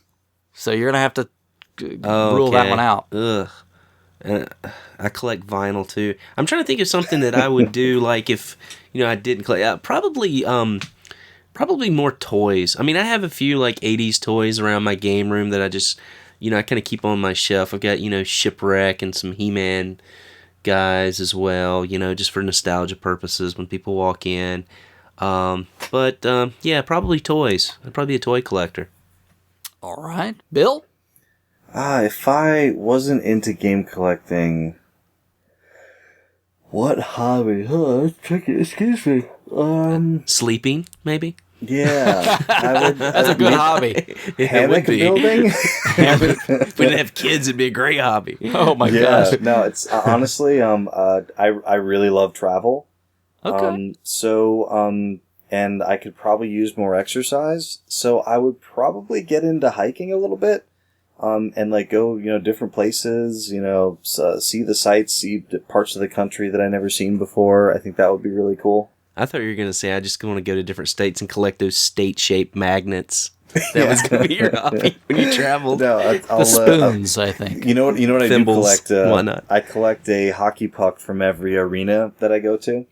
And so, in between hikes, if I ended up in an NHL city I haven't been to yet, I'd get a puck too. Sure. That's funny. I had a girlfriend one time that did collect state thimbles. So Really? I would, as I went to places, I would make sure to grab some for her. That was weird. I got a friend who he doesn't collect hot sauce, but like he's got like 30 or 40 hot sauces in his fridge. Like he has a hot sauce fridge, and so every time he mentioned to me, he's like, yeah, every time my wife goes on a business trip, she brings me a different hot sauce back. So I'm like, well, now I know what to get this guy for Christmas. So he's an easy one to shop for. So it's great when people collect like stuff that like is not specific, just like a hot sauce that I haven't had yet, It is nice. It is nice. I've been trying to bug my wife for years. I'm like, you need to start collecting something so I will at least have some ideas of what to buy you. I started with the Pandora a couple years ago. She suggested it. So like now, like every, like special occasion, I can get her another bead. But like now I'm starting to see her get sick of it when I give her. She's like, oh, another Pandora bead. My wife has no problem telling me what she wants. So. Lucky you, man. I have a Google Doc for her Christmas list. So do I. And she does. And the thing is, she doesn't. Not your wife's Christmas list, but mine. She doesn't just upgrade it every year. She creates a fresh one. So there's like 7 in there. So I have to scroll through till I hit Sarah's Christmas list 2015. Just kind of like another doc that we use on a regular basis. Yeah. It's just about as long, too. You basically have to leave it on your computer because it takes too long to download. Yeah. Your phone is running out of space. As far as me, if I wasn't into game collecting, hobby do you see yourself doing? I'll be honest, gaming itself is such a big hobby. I don't really know. I mean, reading more. I would maybe catch up on some movies. I don't watch much television or movies at all. So maybe I would watch some more movies. I don't consume a lot of other media. I mean, like radio. I listen to a lot of radio and news. Have you guys thought about what you might... I know it's a long, long ways away, but like my dad recently retired and like he's trying to find hobbies, like things he's always been interested in. Like now he has the time to pursue them. Do you guys have any idea... You wouldn't just expand your game collecting to full time when you retire. No. Or maybe you would. But, like, is there anything that you're like, you know what? If I had the time, I would learn how to play the harmonica. Like anything like that. I think, like most old people, I'd probably just get into whittling. Yeah. Sit on your porch and whistle and Yeah. carve soap all day. Yeah, exactly. Soft wood. Nice. I've really enjoyed learning how to like solder and like work with like wiring and stuff like that. So like whatever the hobby was, I think it'd be like it would involve like electronics and crafting, and even if it wasn't game related, like fixing old monitors or old radios, just tinkering with stuff. I'm going to be really honest. I never actually realistically think about retiring. I don't know if I would. I mean, maybe I would not work in the same capacity. Or ever be able to. Yeah. Well, yeah, maybe, right? I mean... I need to be active, though. I can't just wake up and have nothing. Yeah, I mean, I would think I would do more of work that I did. I would do it more for personal enjoyment, but I would still work. You know what I mean? Maybe I would try to do my own thing more. And work like that, but I can't see myself I can't be one of those people that just like, well, guess I'll plop myself on the couch until I die, you know? Yeah. When I stop working, I'm just going to make friendship bracelets all day. You and Crabby. You have a friendship and you guys will get one. Yay! I want a whittling stack carving or something instead. All right. One more from Real Jeff Funsick. He says, what is the one milestone you've been trying to get to for the... Well, I read that totally wrong. I'm going to try that again. Take two. What is the one milestone you've been trying to go for that has been on your radar? For example, Bill's Spider-Man for the 32X. So I guess you have to come up with a different one, Bill. So I'll start with Rich. Well, as you know, I'm 2 games away from my complete licensed Nintendo set. And those are? Flintstones, Dinosaur Peak, and Little Samson. So if I had to pick between the two, as far as which game I would like to have, probably be Little Samson. Oh, easy pick. Yeah. That's an easy pick. Of course, good game. It's the most expensive one, and it's the most fun. So. Yeah, so technically you're 3 games away, right? Yeah, well, maybe. You could play my NWC cart whenever you want. You can go over to Crabby's house and hold stadium events in your hands for a little while. Lick it, maybe. Wayne Pay might be closer. Maybe. I mean, obviously, kind of like Rich. I mean, I just need Panic Restaurant, and of course, stadium events. So, outside of that, milestone. If I just think of like a milestone, I don't know. I recently hit one. I kind of wanted all the Dark Souls and Bloodborne collector's editions. I just did that with Bloodborne CE finally, and now they're making a new one. Oh my gosh. And Dark Souls 3 is going to have 2 special editions. So there's going to be the insanely priced one and the not quite as insanely priced one. So I'm going to have to buy 2 of them. So I'm going to be saving my money up from Christmas until April when I have to buy 2 gigantic... They have 2 different statues in them. How you like that? They know. They saw me coming from a mile away. They did. So that's me. All right. And the very last one, we have a new questioner here. Guy, what do you think about this? At Beefcake Empress. I love it. That's a good name. Beefcake Empress. And this was a video that went along with this. I'm wondering, should I mention what the video is, or should I just put this out there and let everybody else figure it out? You can do whatever you want. I knew what it was because I love what is this about to let's happen. not say it and see if people pick up on it. Okay? Okay. All right. Cake or death? Bill? Death. I mean cake. I heard you say death. Oh, I already said that. You said death first. I heard it. Yeah, so if you don't know what that is, which Rich doesn't know what that is, I'll take death told by him. cake. How about that? Okay. Is that okay? We kind of filled Rich in a little bit, but if you don't know, just do a search for a minute. You'll thank us, and so will Beefcake Empress. Such a great name.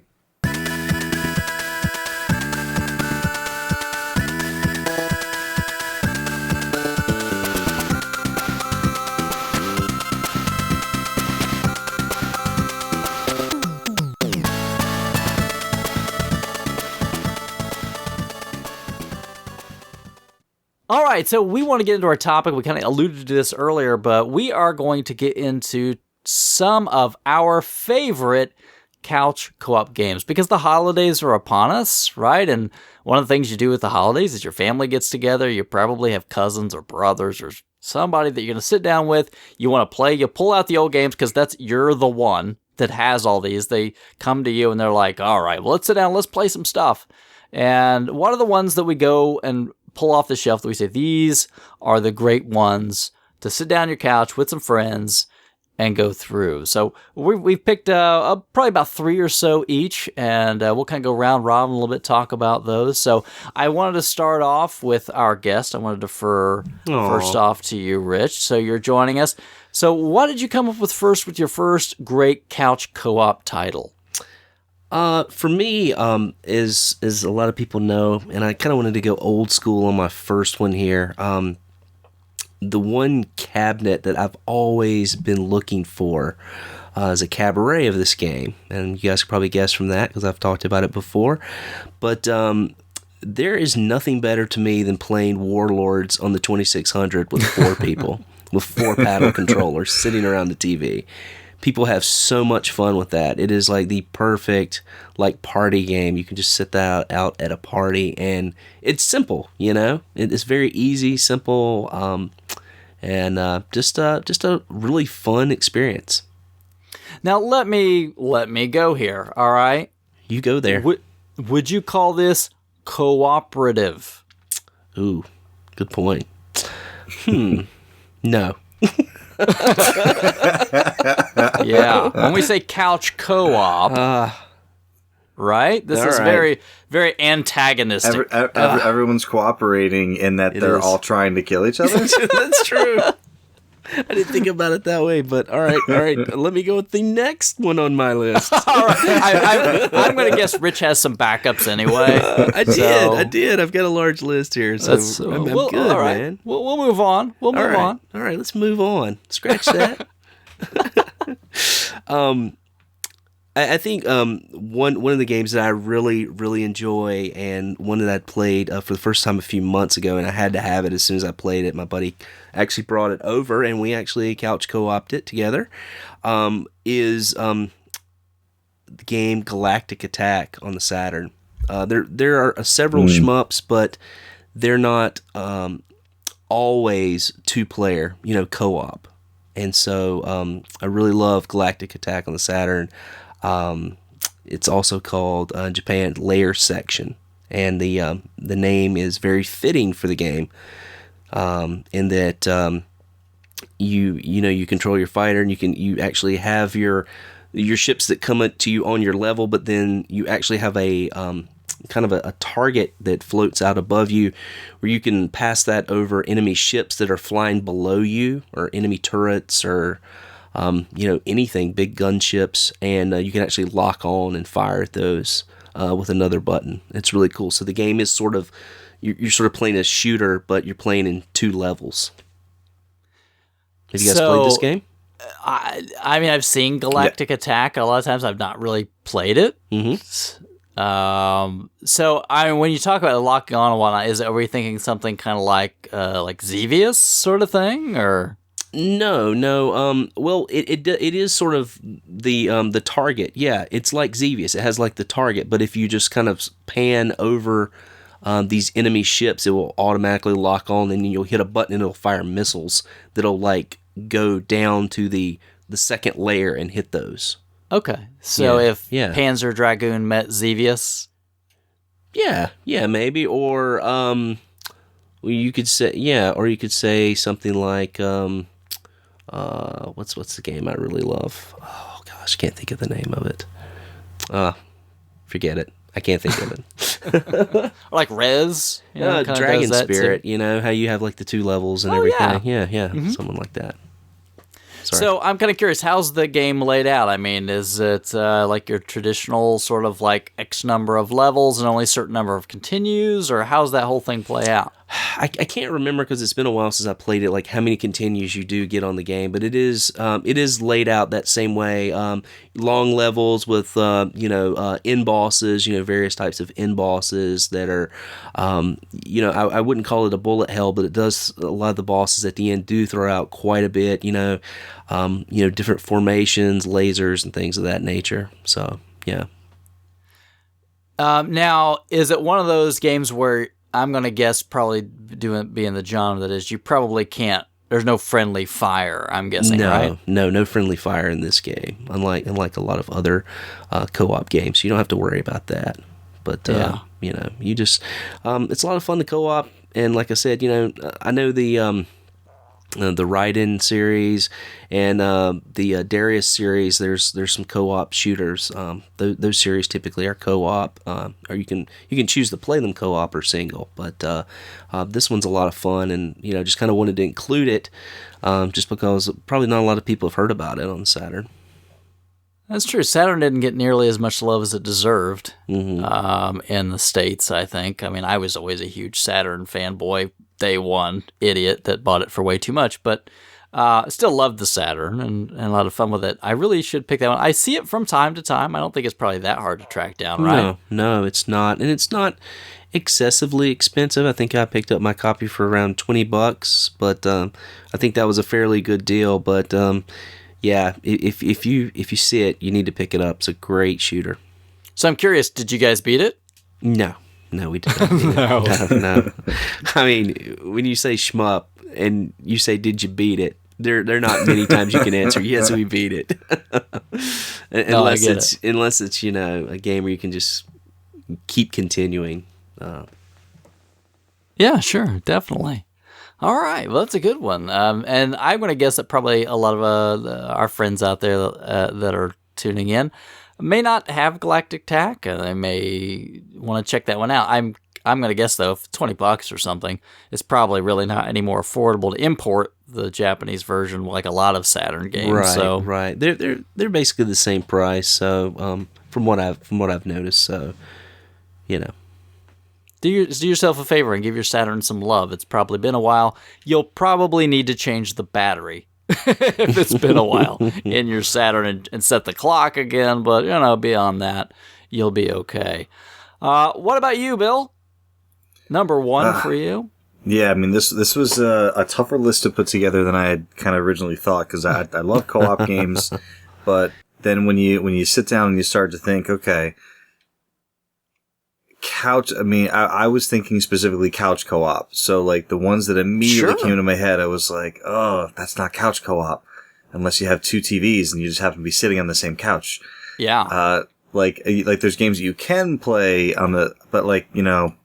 split. I'm not a big, split screen co-op person. I want to all be looking at the same thing. So, the first one I was going to say was going to be Left 4 Dead. Then I was like, oh, that's more like an online co-op thing. And then, Tom Clancy, Rainbow Six Vegas. So I started to think, what can you sit next to each other and play on the same TV? And then the first one that came to my mind was Torchlight. Okay, yeah, and Torchlight was what, PC, Xbox 360? Yep, it first was PC. Now this was, and I didn't get super into this game because I didn't have as many people to play with as I had kind of wanted. But Torchlight is made not by the company that made Diablo, but by the people who worked for the company that made Diablo when they made Diablo. Okay. So it's safe to say that it's the people who made Diablo.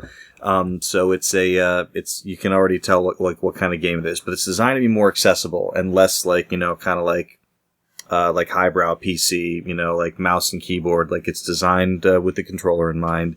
It's a loot game. It's a dungeon crawler. So basically, you start off in this town. The town's called Torchlight, and it's just like you and your dog, your pet, your wolf, or whatever your character class has. Choose your character class, choose your pet, and you're in this town called Torchlight, and you have to, there's a problem. There's a problem down in this mine shaft. Go investigate it, and then it just becomes a little dungeon crawler, and possessed spiders come out, and then you got to fight them, and then you meet people, and a lot of dungeon crawlers are just done really, really kind of stock, standard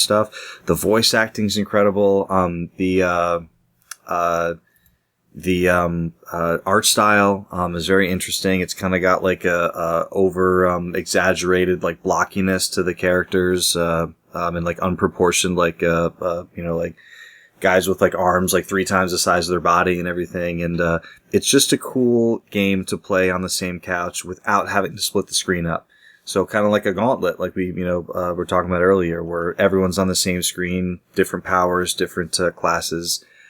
Just really, really, really solid game. And it was PC initially, but you can get it on 360, you can get it on PS3, and I think it originally only came out for like $20, so you can probably get it for between $5 and $10 right now. So if you like, kind of Magic and D&D style, dungeon crawlers, it's a great, great little one that kind of slipped through, under the radar for a lot of people.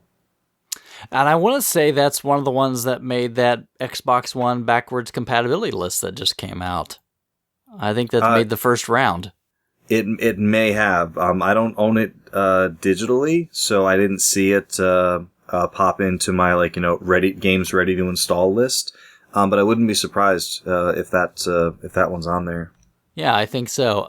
Now, how does it work? Like the screen only scrolls when you both go in the same direction, or kind of how is it laid out? Yeah, so if you're in one area and someone else is kind of like walking further and further away, like you'll see the screen will kind of zoom out a little bit so that you'll be able to kind of see both where you are, up to a point. So you won't really be held onto the same screen with your buddy, until you get to be like kind of like pretty far away, and then you just won't be able to scroll anymore. But really, I mean, you're both kind of, you kind of want to stay together, because when you're by yourself, you're more vulnerable. And, as you start to wander away, and then enemies will get in between you.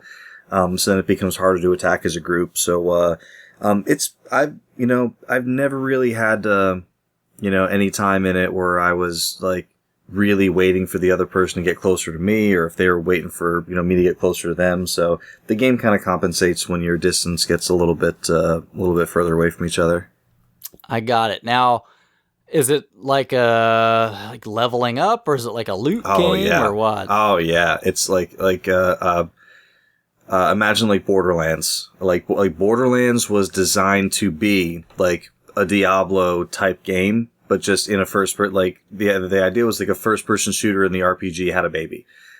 So it's all like, you start as level 1, and you're and it's kind of a cross between like Borderlands, Fallout, and, Diablo, in that like you'll kill enemies, and then you'll walk up to that enemy, and it's like, okay, well, like here's their loot, and there's money, and there's apparel, and there's, like weapons. Then, ooh, that weapon's better than the one I'm carrying. So then you switch it out like that. But it's not just like, swinging a sword. Like it's almost like Bastion in a way, where like different weapons you pick up will be completely new things. Like, oh, this is like a little catapult that I can throw things with. And like, this is a great sword, and this is a crossbow. So, and then there's, there's mods. So you can pick up like, oh, well, here's like an upgraded, spring for my crossbow. So now like it shoots further. So yeah, it's all loot and, weapons and armor and, runes and magic and new spells and upgraded things and area of effect attacks. And, it's kind of hard to describe Diablo to someone who's never played Diablo, but it's one of those things that once you just start playing it, it just feels very familiar, even if you never played the genre before. So when you play it, do you both get to save your own character separately, so you could each play later by yourself, or is it just under like the first player's game, or how does that work? I guess it would depend. The people that I played with, I played mostly online co-op, but then I had some people over my house a few times, and so basically the way it works with Xbox is when you log in with your gamer profile, it downloads your gamer profile to that local machine. So then when you log in to play, player 1 joins as the local player, and then the other player joins as the other local player, and their like character progress travels with their gamer profile. Okay. I don't know how it would work with PC. I guess you would probably have to make sure that your save was on the Steam cloud, because it is a Steam game. Yeah, the kind of similar to the way Borderlands works, like how you have your own story progression, but if you wanted to join someone else's game, you can still level your character up and find new loot and stuff like that. So cool. So you could go in and help a friend if you were like much higher level than they are, and you could just help beat the tar out of whatever boss or something they were going up against. Yeah, definitely. That always sounds like a lot of fun. Yeah. I always like that part of Borderlands, right? That you could say, all right, well, let me help out or whatever here. Yeah, no, that's actually, I was a huge Borderlands 1 fan and Borderlands 2, but I probably played the first 2 hours of Borderlands 1 at least 7 times. Just like I played it myself, and then I got a few friends like, listen, you guys have to play this game. It's amazing.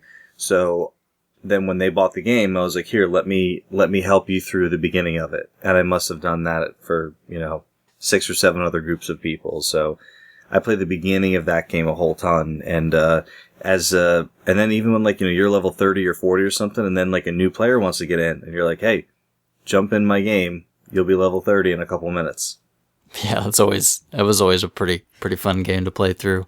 Yeah. Obviously, Borderlands not couch co-op. I think there was a split screen on the first one, wasn't there? There was a split screen on the first one. When I introduced it to my 2 buddies, Ed and Rodrigo, I had my main TV hooked up on the wall. I brought another TV from another room and put it on the floor in the kitchen. And we hooked up 2 Xboxes, so we had like split screen on one and split screen on the other, so then 4 people could play on 2 TVs, local co-op. So that's how I at first showed them the game. I had a copy, and then actually I think at the time I had 2 copies because we had 2 TVs and Xboxes in the house. So we just had like a spare copy of it, like just in case of emergencies.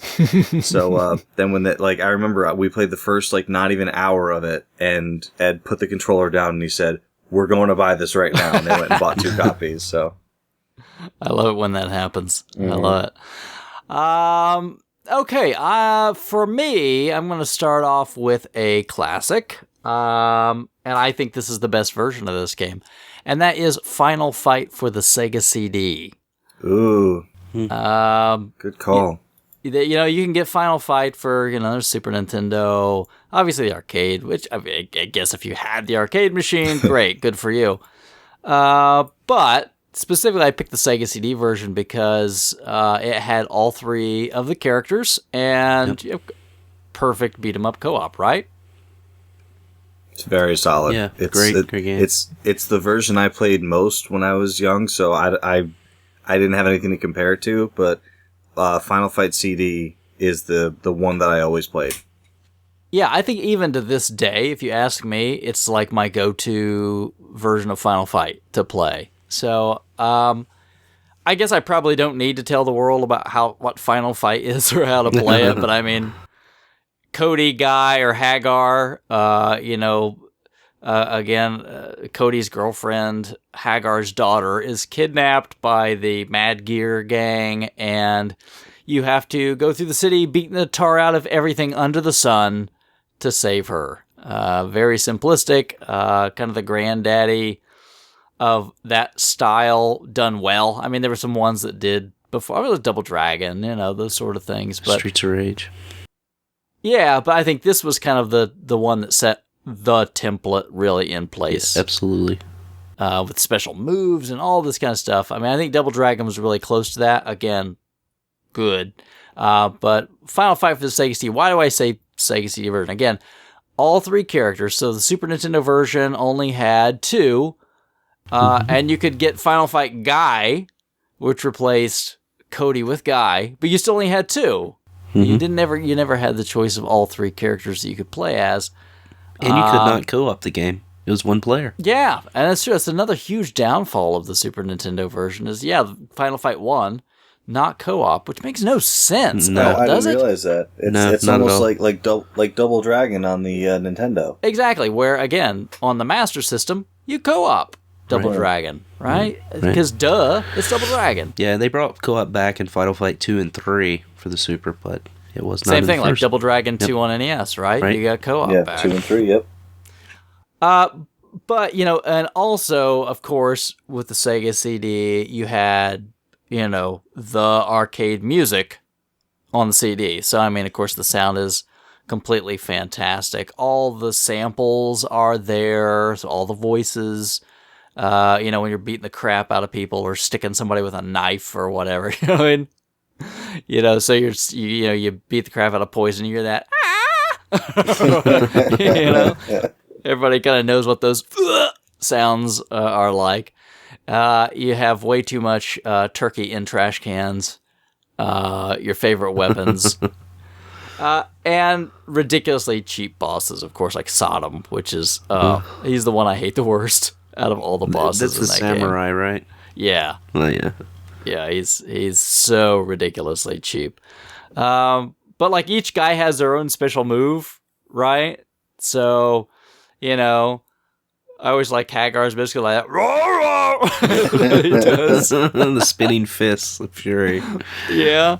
And like this spinning kick and they've got the throws, like Hagar, like the pile driver and everything. I mean, it's a classic, and it's just still tons of fun. Again, like what can you sit down with now? And you can plug it in and play with a friend and have a blast.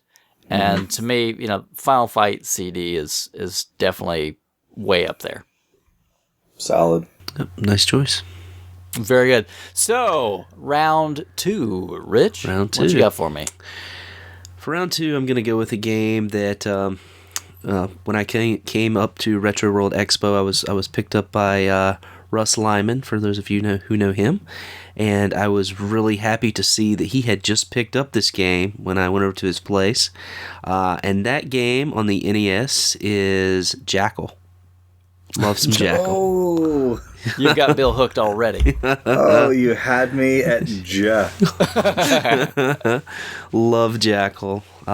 It's I'm always surprised at like how many people have never played Jackal, and it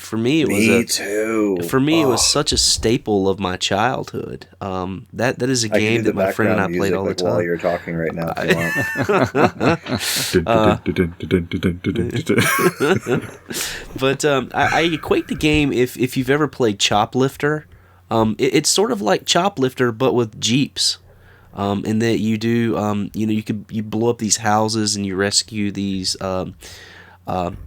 prisoners of war, and you take them to actually a landing pad and drop them off for a helicopter. But you could play it, co-op, and you fire missiles or throw grenades out of your Jeep, however you have it powered up. And your Jeep is super boss because you can take out tanks with it. So, yeah. Like the A-Team Jeep or something, absolutely, right? Absolutely. It's definitely been rigged to do some heavy damage. And just it's a fun game. I mean, to play with a partner. I think anyway. It really is. I wasn't even thinking of that. That's a fantastic game. Yeah. Yeah, I've recently played, I think, all the way up to the last boss. I don't know if we beat it with a buddy at Midwest Gaming Classic. Oh, awesome. We're like, let's sit down and play. What are we going to play? Jackal. Next time the three of us are together, we're playing some Jackal. Yeah. Absolutely. Yeah. I'm into it. I love the missiles too. You can shoot these missiles that like will spread in 4 different directions. Those are great. Uh-huh. Yeah. Right. So once you get it powered up, because it starts off a grenade, right? Right. Yes. Right. It's a little grenade. And then as it gets powered up, it becomes like then missile, and then missile that'll explode just sideways, and then missile that'll explode all 4 ways, and it makes it it makes it such a big deal when you lose a life because you've lost that entire upgrade chain. Yeah. And from what I remember, you do get a few continues, but you don't get that many. You get like 2 or 3. I think you are limited. You are limited. You know what the best sound in the world is? Is like when you're driving the Jeep and you run over the enemies.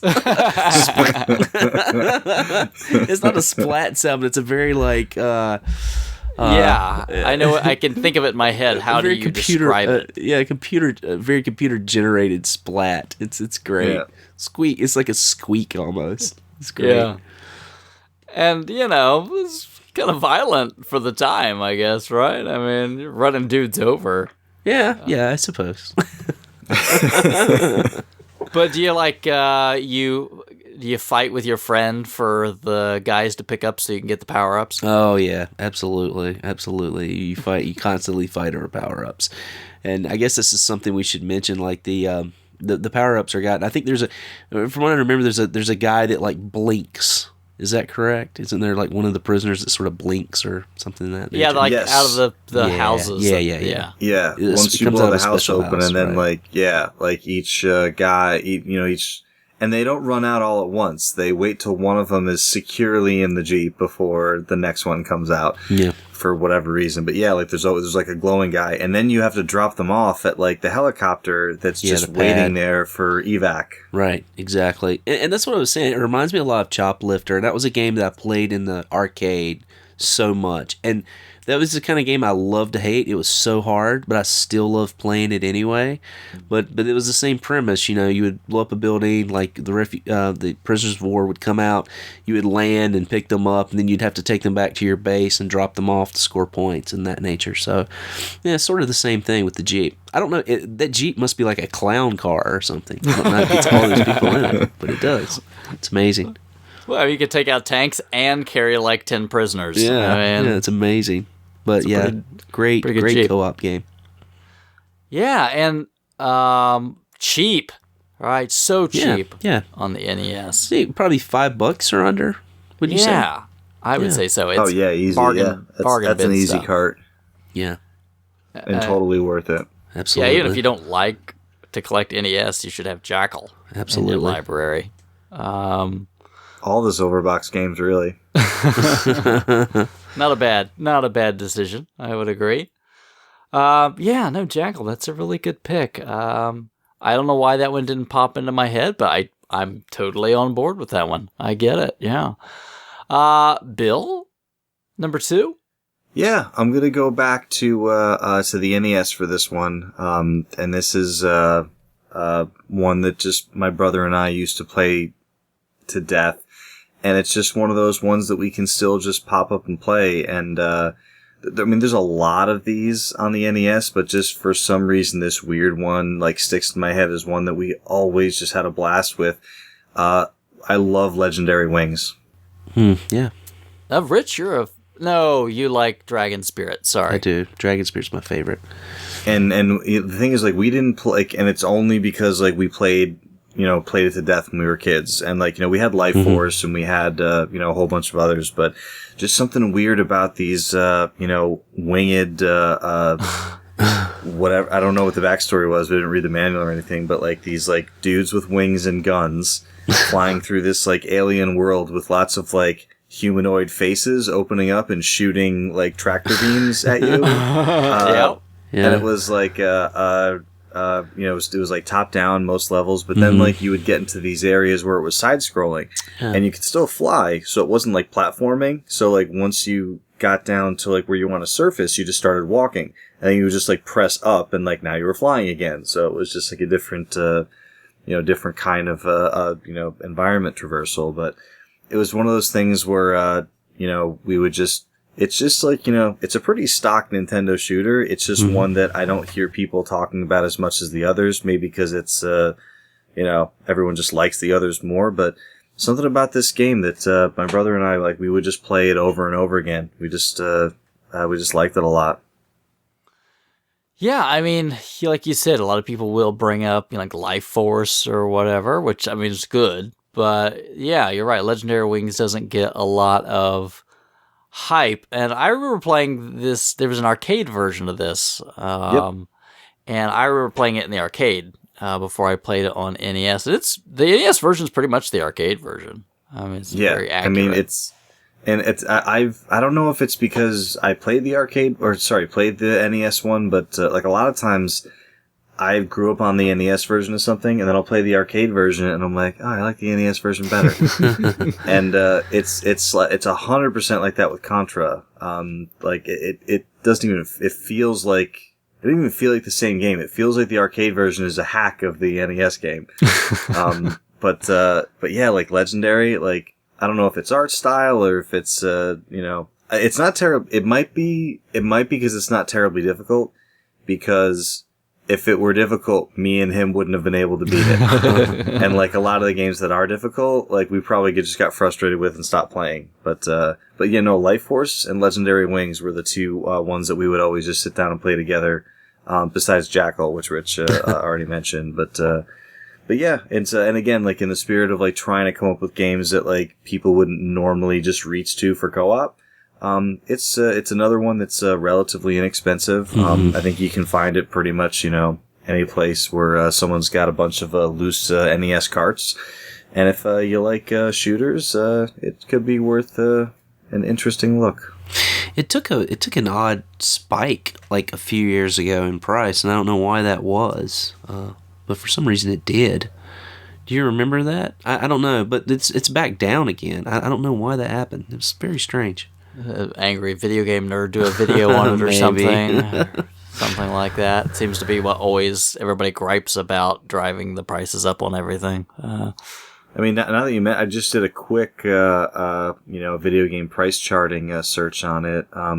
From like 2009 to 2013, it was averaging like between $1 and $2. Yep. And then from 2013 to 2015, it's up to now $9. But it doesn't look like it's been, you know, crazy. But get a complete one for $20. But yeah, it looks like it's still a fairly affordable cart. Yeah. Yeah, I would probably blame that on just general NES fever, probably. Probably, yeah.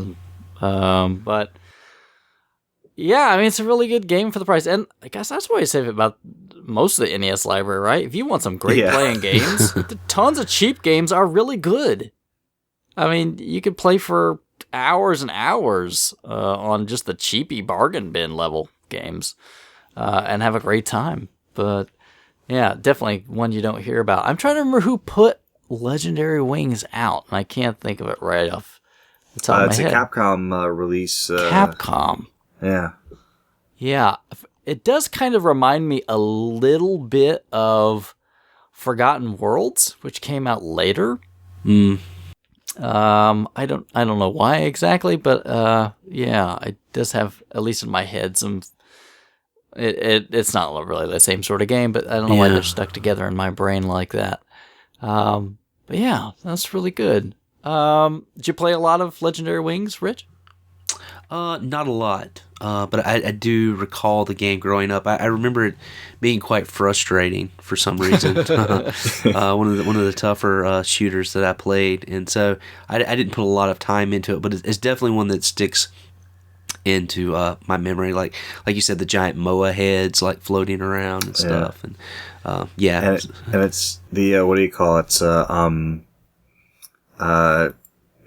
sound. Like I don't know if the sound is just really so good or if just, it's the nostalgia bit of it, but like the sound of like, when you destroy an enemy, it's just this very distinct, like, sound. And like, it happens all the time. And like, you know how like there's, like with, a lot of, shmups, there's like different levels, right? There's like the level that you're on, then like maybe like a lower or a higher level. So you have like your regular, like, gun, your assault rifle that you can upgrade, just throughout the course of picking up like upgrades and stuff. But then you also have like these like I guess you call them grenades or whatever. Mm-hmm. So like you'd hit the the A button, and then you would throw this grenade out, and the grenade just always goes straight forward, and it won't hurt any enemy, like normal enemy that you could normally shoot.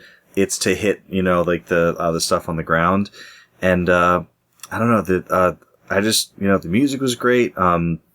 Maybe we didn't, just didn't play a whole lot of other shooters on the system, but I've mentioned before, like, when my parents bought us a game, like, that was the only game they were buying us for, like, the next 6 months. So, like, we just had to play what we had, Absolutely. So, but yeah, we always had a good time with that one. Cool. Well, good deal. Up next, again, trying to stick with ones that maybe everybody hasn't, of course, the big ones everybody can rattle off. But I would throw out there probably one that most people may not have, but isn't crazy difficult to get a hold of, and that would be Crisis Force on the Famicom. Yes. Crisis Force is a Konami shooter that came out later in the Famicom's lifespan, so it had time to learn from, the Gradius, the Life Force, the Twin Bee games, everything that Konami had kind of put together. And I'm going to guess, although I don't know, that it's maybe based around some sort of anime, because it has sort of some of that in like the intro and the end, like this girl and this boy that pilot these ships. But it's not very complicated, right? You fly your ships to kill the bad guys. But kind of the neat mechanic about this is that, of course, you can both fly, your own separate ships, and you have, pretty standard power-up system. So, of course, the more power-ups you collect, the more powerful your weapons become. And there are basically two different versions of weapons. There's like the blue and the red. And one of them has a certain kind of shot pattern, and the other one has, of course, a different kind of shot pattern. So there are times definitely when it's more advantageous to have one type versus the other. And you also have the option to change the configuration of your ship with one of your buttons. So you can change the directions in which you're firing or the way that you're firing. So, for example, one shot might be, straight on, and then you switch configurations and it'll be straight and then to the side. And another one's kind of straight and then like back at an angle. And of course, as you get more powerful, these work better. There's, of course, bombs, which is pretty typical of shooters like this. So, you get into trouble, you just bomb the screen. And there's also a pretty unique mechanic in which you can combine. So you pick up power-ups. Each player can pick them up, and it has like a little counter at the bottom. And these are special power-ups that you can use for combining and teaming up.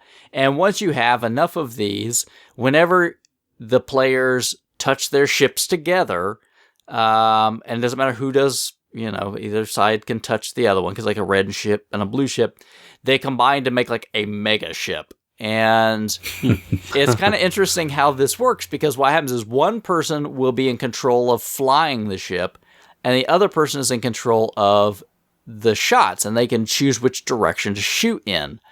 And it has a little power gauge that counts down, and it's going to run out itself because it's way overpowered. But if you take hits in that version, you also will power down more quickly. It runs the gauge out, or the number out, faster. So you kind of try to save it for when you need it, but it's difficult because at the same time you're shooting, you're flying around the screen trying to pick power-ups and everything else. So occasionally when you don't mean to, you're going to run into your partner, which, kind of uses up your special power. So it's this whole dynamic between, I have to watch what I'm shooting and watch out not to get shot. I have to collect the power-ups. I have to switch the configuration of my ship shots for whatever is necessary at the moment. And either I have to choose to or try to avoid running into my co-op buddy that I'm playing the game with. So, it's not the hardest shooter. I mean, like when Crabby came, before we came down to Bill's, I said, you got to play Crisis Force. We plugged it in, we beat it. You know what I mean? It's not impossibly hard or anything. I'd say, definitely easier with two people. Most of those games are. Limited continues, so you just can't just do it forever, to some degree. And it's just a great game. Just a lot of polish, fantastic music. How on earth we never got this here is beyond me. Obviously later in the lifespan, but fantastic title. That's for sure. So that's Crisis Force. Either of you two familiarity with Crisis Force? I own the game. I have never co-opted it before, so that's really awesome. That what you were talking about, I had no idea that you could co-op that game like that. So that's really cool. I'll have to check that out because I do own the game, and it's a great shooter. So. Yeah, it takes everything that was fun about two-player Life Force and amps it up to a different degree. So it can create some tension in special ways. And when your plan works out, it's tons of fun. So Yeah, not the cheapest Famicom game to come across, but it's not excessively expensive either. no, not even compared to a lot of NES carts. It's Right, not that right. expensive. Speaking of you and Crabby playing that, did this by chance convince him that he needed to start buying Famicom carts? Because I know not only, and some people may not know this, but other than his download content stance, he actually has one with Famicom games as well. So I will actually tease him and send him Famicom carts every once in a while. Well, I didn't know that one. Yeah. he has a Famicom and a disc system. Does he really? So, yeah. Yeah, he just, I think he doesn't really collect for it, though. But No. You know, and I've always tried to convince him, man, you need to play, because, he's got a complete license Nintendo set. And so I'm like, you need to start playing some games. You love it so much. You should, definitely grab some Famicom cards. Some great games on that system. And you and I have talked about this pretty in depth, right, Duke? Oh, yeah, absolutely. And I've made promises that we'll eventually do a Famicom show. It's never going to happen. It'll happen. I basically have to have a time where Bill and Crabby both tell me I can't do a show this month. So when that opportunity arises at some point, then we'll pull it off. I will step up. Bill, I know you probably haven't played this one. Just from the descriptions, No. it sounded like something that would be up your alley, or? Yeah, I mean, I do like shooters. I do like shmups. I'm not great at them, so like my problem is I'll get really into them. I'll get excited about them, and then I'll play like the first. Maybe I'll beat the first level, and then I'll get destroyed in the second level, and like I just don't have the patience to stay with it, like I used to. But like in the Dreamcast days, I got really into like Gigawing, and I wasn't very good at it. I just really liked it. And but yeah, no, Crisis Force. I've heard of it. I don't own it. I only have like 3 Famicom carts, but I do have a Famicom, so it's something that I would definitely look into playing with somebody else, if nothing else, just for the help. Yeah, and I guess the good news I'd say to you, as far as shooters go, definitely not the most difficult shooter. No, it's not. Most people can get pretty doggone far in it with little practice. Beating it doesn't take all that much skill. I mean, it's not going to be a walk in the park, but 2 players together, definitely not too terribly difficult. So good. All right. So let's get to round 3. Rich, what do you got for round 3? Okay, for my third pick, I picked something. You can actually co-op this game, or you can play against each other, but I definitely prefer to co-op. Good friend of mine who was I never knew who was into video games. And he never played video games, never had a system. But when he would come over to my house, we would always play this game together.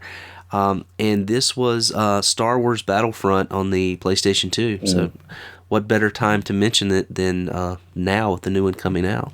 Yeah, very much, right?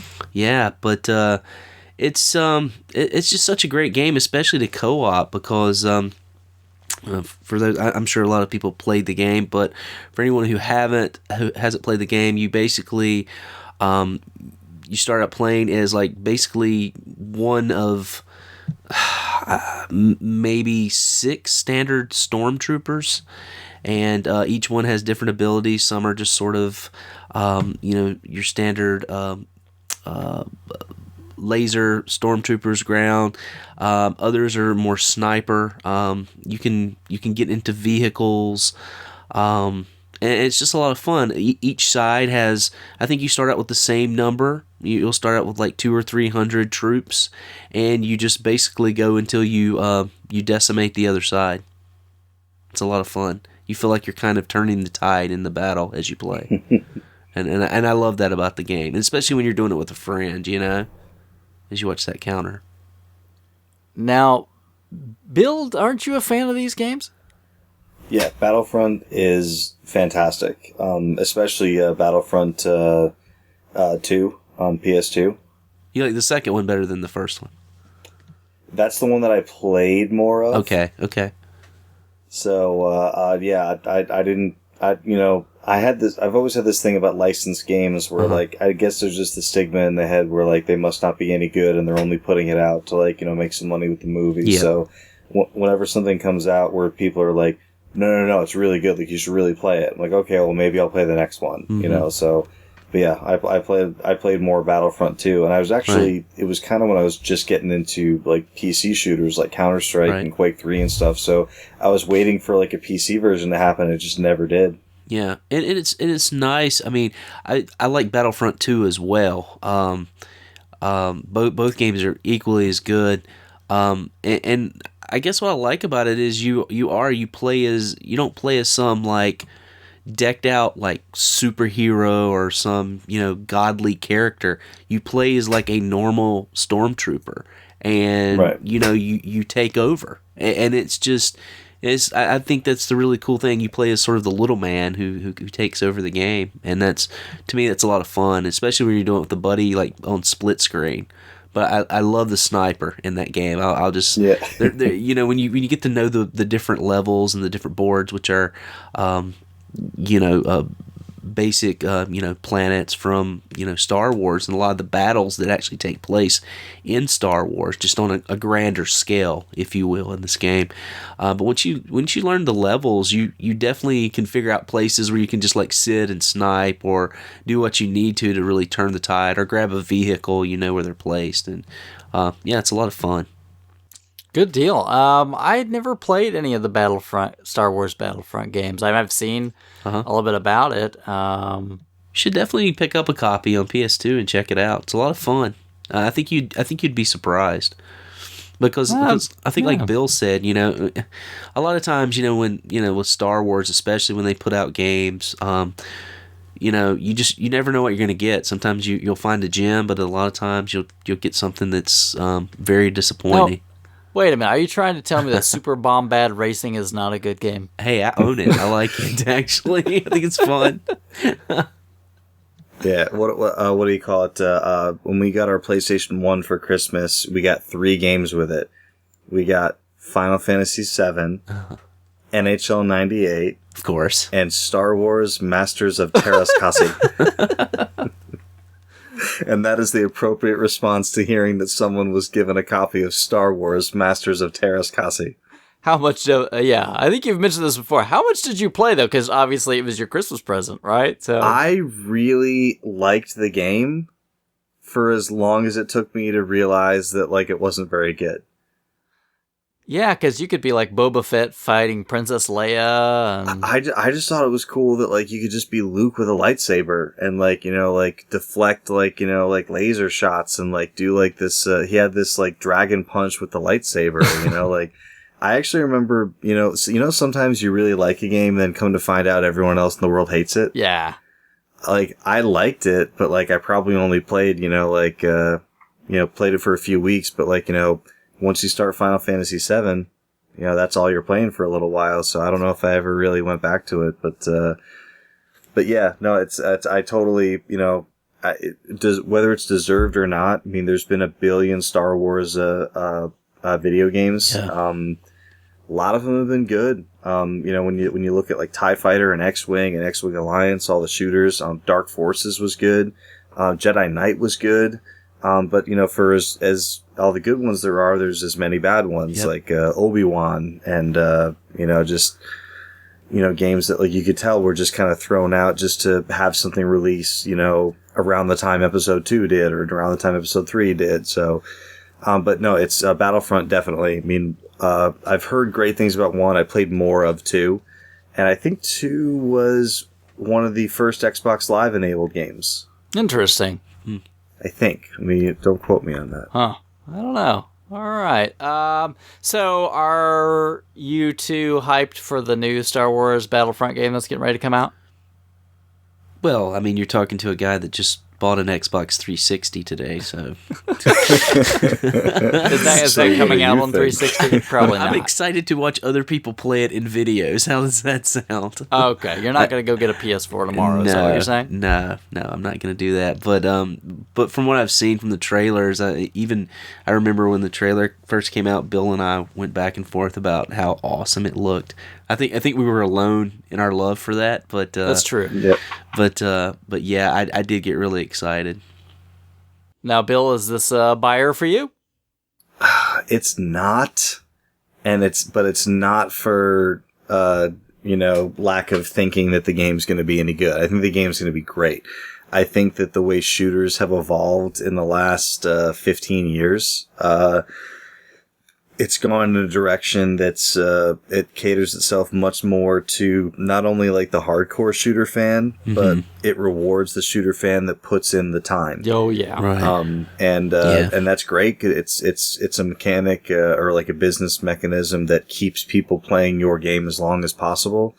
Back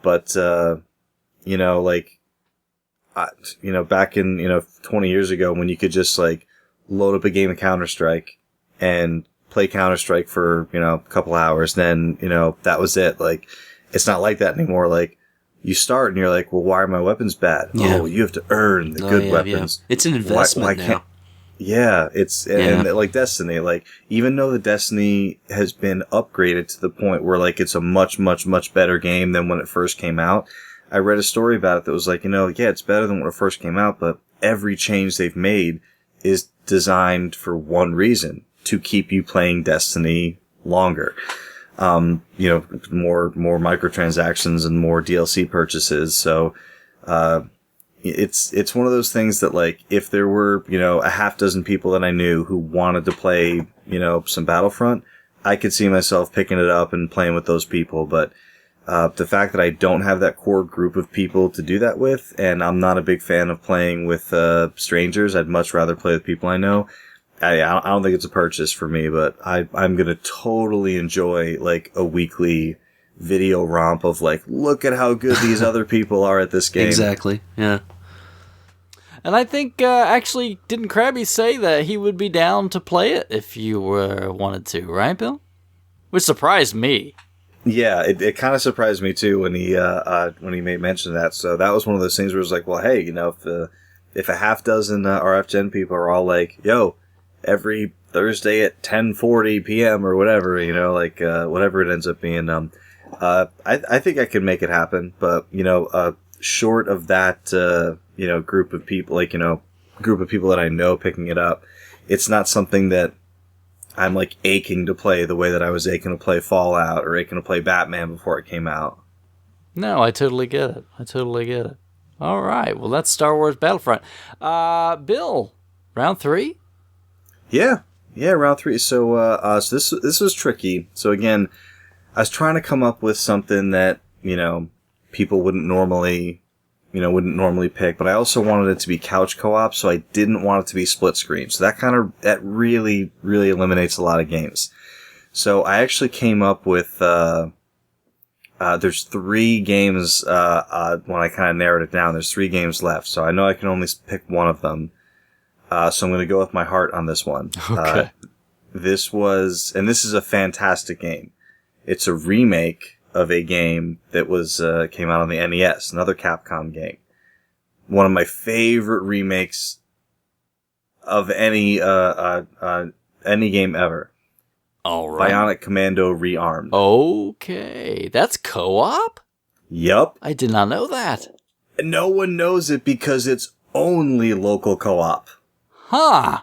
So instead of doing it the other way, where you can do Xbox Live co-op, you can couch co-op Bionic Commando Rearmed. You cannot online co-op it. And it is so good. because of the level of control they give you, in Rearmed as opposed to the original, you can drop a level down, like swing down from under a guy, come up behind him, you can grab him with your arm, throw him, and your co-op buddy can then either shoot him or there's so many combo attacks that you can figure out, and it's not anything they teach you. It's just, okay, well, I have this arm, I have these weapons, I have my buddy, let's figure out how to do this. But yeah, Bionic Commando Rearmed. Besides the fact that the game is fantastic, the music is it's been redone in like this kind of like new I don't know what you'd call it. It's not like techno style, but it's kind of like electronic sounding like remakes of the original like Bionic Commando themes and music and stuff. Okay. They've kept some of the original text dialogue in there just for humor, because some of it was just so like, yeah, pretty bad, right? yeah, it just didn't make any sense. Or like the localization department, you know, they only had a half hour to translate all the text.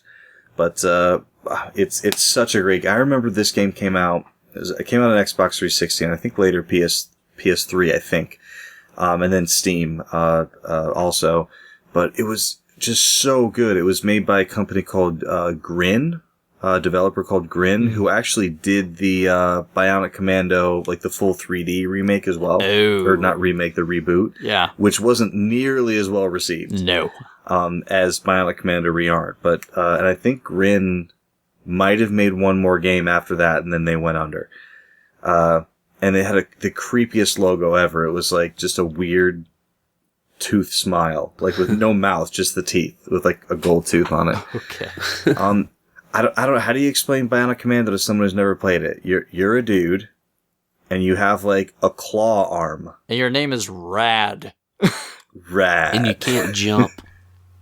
Can't jump. So the only means of conveyance you have are walking and your claw. Right. So you can swing. So you can fire your claw at 45-degree angle upwards, or straight up, or straight forward. So if you shoot it straight forward, you can pick up, it's almost like a boomerang, like in Zelda. You can pick up power-ups and like weapons and ammo, I think. And then once your claw is strong enough in the reboot, you can grab enemies and then throw them. You can also grab barrels and throw them. Which is a really cool mechanic in boss fights, because as stuff is coming at you, you're kind of catching it with your arm and, kind of redistributing it back to the enemies. And that's basically it. So you make your way through, there's like this kind of big overworld map where you're in enemy territory, and there's like helicopters and there's transports and trucks, and people are kind of looking around for you. So you're trying to avoid those things if you can. But you're trying to make your way through, Mecha Hitler's army. They've really rebranded Mecha Hitler in the reboot. In the original, it was, I don't know if you'd say it was more subtle. Wasn't it like, what was his name? Like Master D or something like that, Yeah, wasn't it? yeah. In the original one? Yeah, well, the Famicom... Obviously it was Hitler. Yeah, well, the Famicom version, actually, the original, actually used the name in the title. And we didn't do that Makes sense, right? Yeah. They were allied. Yeah. They were allied with Hitler, so they could do that. So it's it's, if you haven't played the NES original, it is a fantastic game. I don't think it's terribly expensive. You're just looking for a cart. It's pretty common. You find it pretty much everywhere. It's just a really, really cool, interesting take on, a game where like you have to traverse and do all this platforming, but you can't jump. Mm-hmm. It's really, really, really cool. The remake is called Bionic Commando Rearmed. I don't believe it ever got a physical release on anything. So you will have to download it, whether it's Xbox Live, PSN, or Steam. And if you're into this kind of thing, like a lot of people, I guess, like challenge rooms, they have kind of like a Metal Gear Solid VR missions type deal, where there's like hundreds of VR challenges where you have to complete them in a certain amount of time, or like, by expending a certain number of bullets. And they start off, easy-ish, and they end up near impossible. So if you're the kind of person who likes to kind of like, play a game into the ground, like my father-in-law, he likes to explore like every single piece of every game to, kind of feel like he's gotten all of its worth from it. There's a lot to explore, like a lot of unlockables, a lot of cool stuff, but the co-op is something that no one ever talks about because it's only local, and I highly recommend it. Yeah, so are you basically just, the second player is just a doppelganger of the first? Correct, yeah. So it's not another, not an expanded story. It's not like, your brother or anything. It's just all the cutscenes still only show one of you. There's like these little like comic book style cutscenes where like they're like barely animated. It's like, just kind of showing you, like what the kind of story up to the point is. But yeah, you start in the game and it's just a second guy.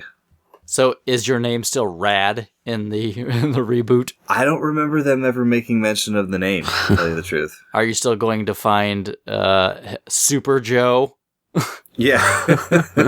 That's one of that's like no spoilers or anything, but that's one of the jokes that they keep going. Oh, okay. In the reboot. They don't let you forget what the what do you call it, the localization used to look like. Well, that's good. I obviously love the original Bionic Commando. I had that one as a kid, played it to death. Like crazy kid. It was always awesome. You'd put the time in just because you could see Hitler's head explode every time you won. Yeah. That made everything worth it right there. As a kid, you were like, oh my God. Yeah. Did you see that? And you should you tell your friends that like, no, it didn't. And then you'd show them like, oh my God. and I gotta tell you, I know it's neither here nor there as far as the game goes, but it is one of my favorite all-time game trailers. Is I don't know if it was the announcement for the game or if it was just the trailer for the game, because the trailer for the game starts with footage from the original and with the music from the original, and it's like 100% 8-bit music, and then like it just fades into both the visuals of the new one and the music for the new one, and it was like, it's so well done. It's I know it sounds geeky. It's a trailer that I still will just like, I'll think of and I'll just go back and just watch that trailer on YouTube again. And it's a goosebumpy trailer for me. And I still remember like showing everyone that I knew like that the day that I saw that trailer, like, I need to show you something right now. Isn't it great when you get excited about something? It Man, is. so good. But it was like, I know you guys know the music and everything, but like it's video for the original. It's like da da da da da da. Yep. And then it starts morphing, and it's like it's got like like electronics. So it's like boom boom boom boom boom boom boom, and it's so good. I really want everyone to play it. Now Bill's gonna have to listen to the soundtrack before he goes to bed. I'm doing it right now. I'm queuing it up for after the recording. I have to see it. Oh, fantastic. Rich, you've got a 360 and a PS3. Any interest? I don't know. Maybe. Maybe. I remember Bionic Commando really well when it came out, but I was never very good at the game. I don't know. It's hard. It is, and it's so frustrating, the ability to not be able to jump, or inability to jump. It was, I don't know. It was one of those that was so frustrating. I was never able to beat that game. It's one that's on my list of games I want to go back and beat. So that would probably be a great playthrough. Yeah, it'd be cool. And I have to tell you, I don't know if I'm alone in this, but I became much better at the NES version after playing Rearmed for the simple... I could have probably read the manual of the first game, but during the tutorial on Rearmed, it's like if you press no button and press your bionic arm button, it goes 45 degrees. And I'm thinking, I'm so stupid. I was always trying to point up 45 degrees. So now by just not even doing that, I got so much better at the original. I'm sure. I actually did go back and play the original all the way through after beating Rearm, which I had never beat the original years ago. I just played a lot of it. Well, Rich, I know you're not going to believe this, but at the end, you shoot Hitler and his head explodes. That's a rumor. I don't believe it. I've seen it. I don't believe it. No.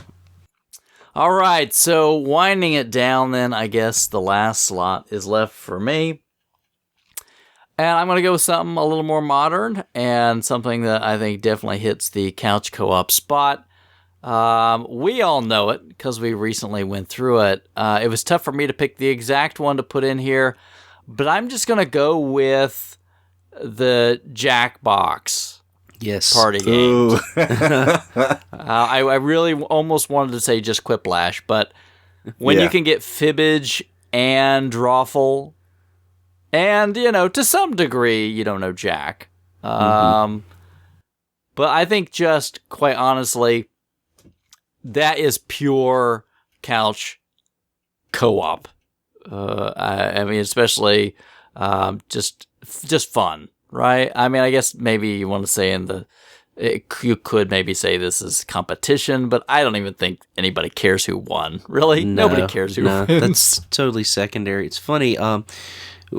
We, as you mentioned, we played that at Retro World Expo at Bill's place, and it was one of the first things we did together as a group, and it was awesome because, I mean, not only was it fun, but it was a great icebreaker for a bunch of people that didn't know each other, and I think it just kind of helped in that experience, and helped us kind of gel.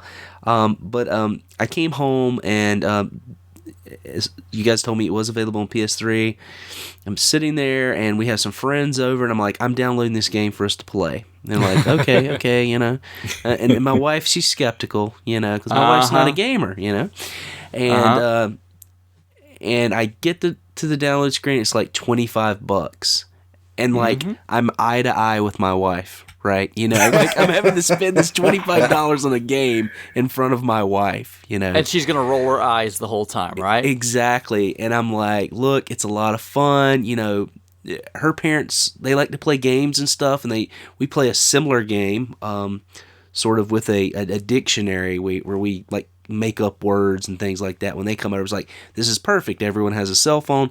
We can play this, Thanksgiving a year from now with them. Right. And they'll enjoy it. We'll have friends. And, since we've downloaded it, we've had various friends who will come into town and stay with us. And we've played it with like 3 different groups of friends already.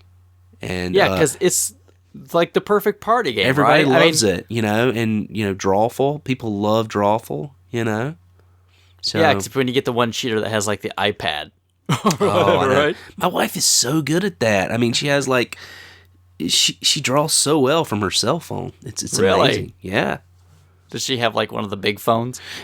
Larger, but not like the biggest. No. So. I gotcha. Are you still rocking like the iPhone 3 or whatever? I am. It's just shattered. Yeah, I'm supposed to get a new one this week, but yeah.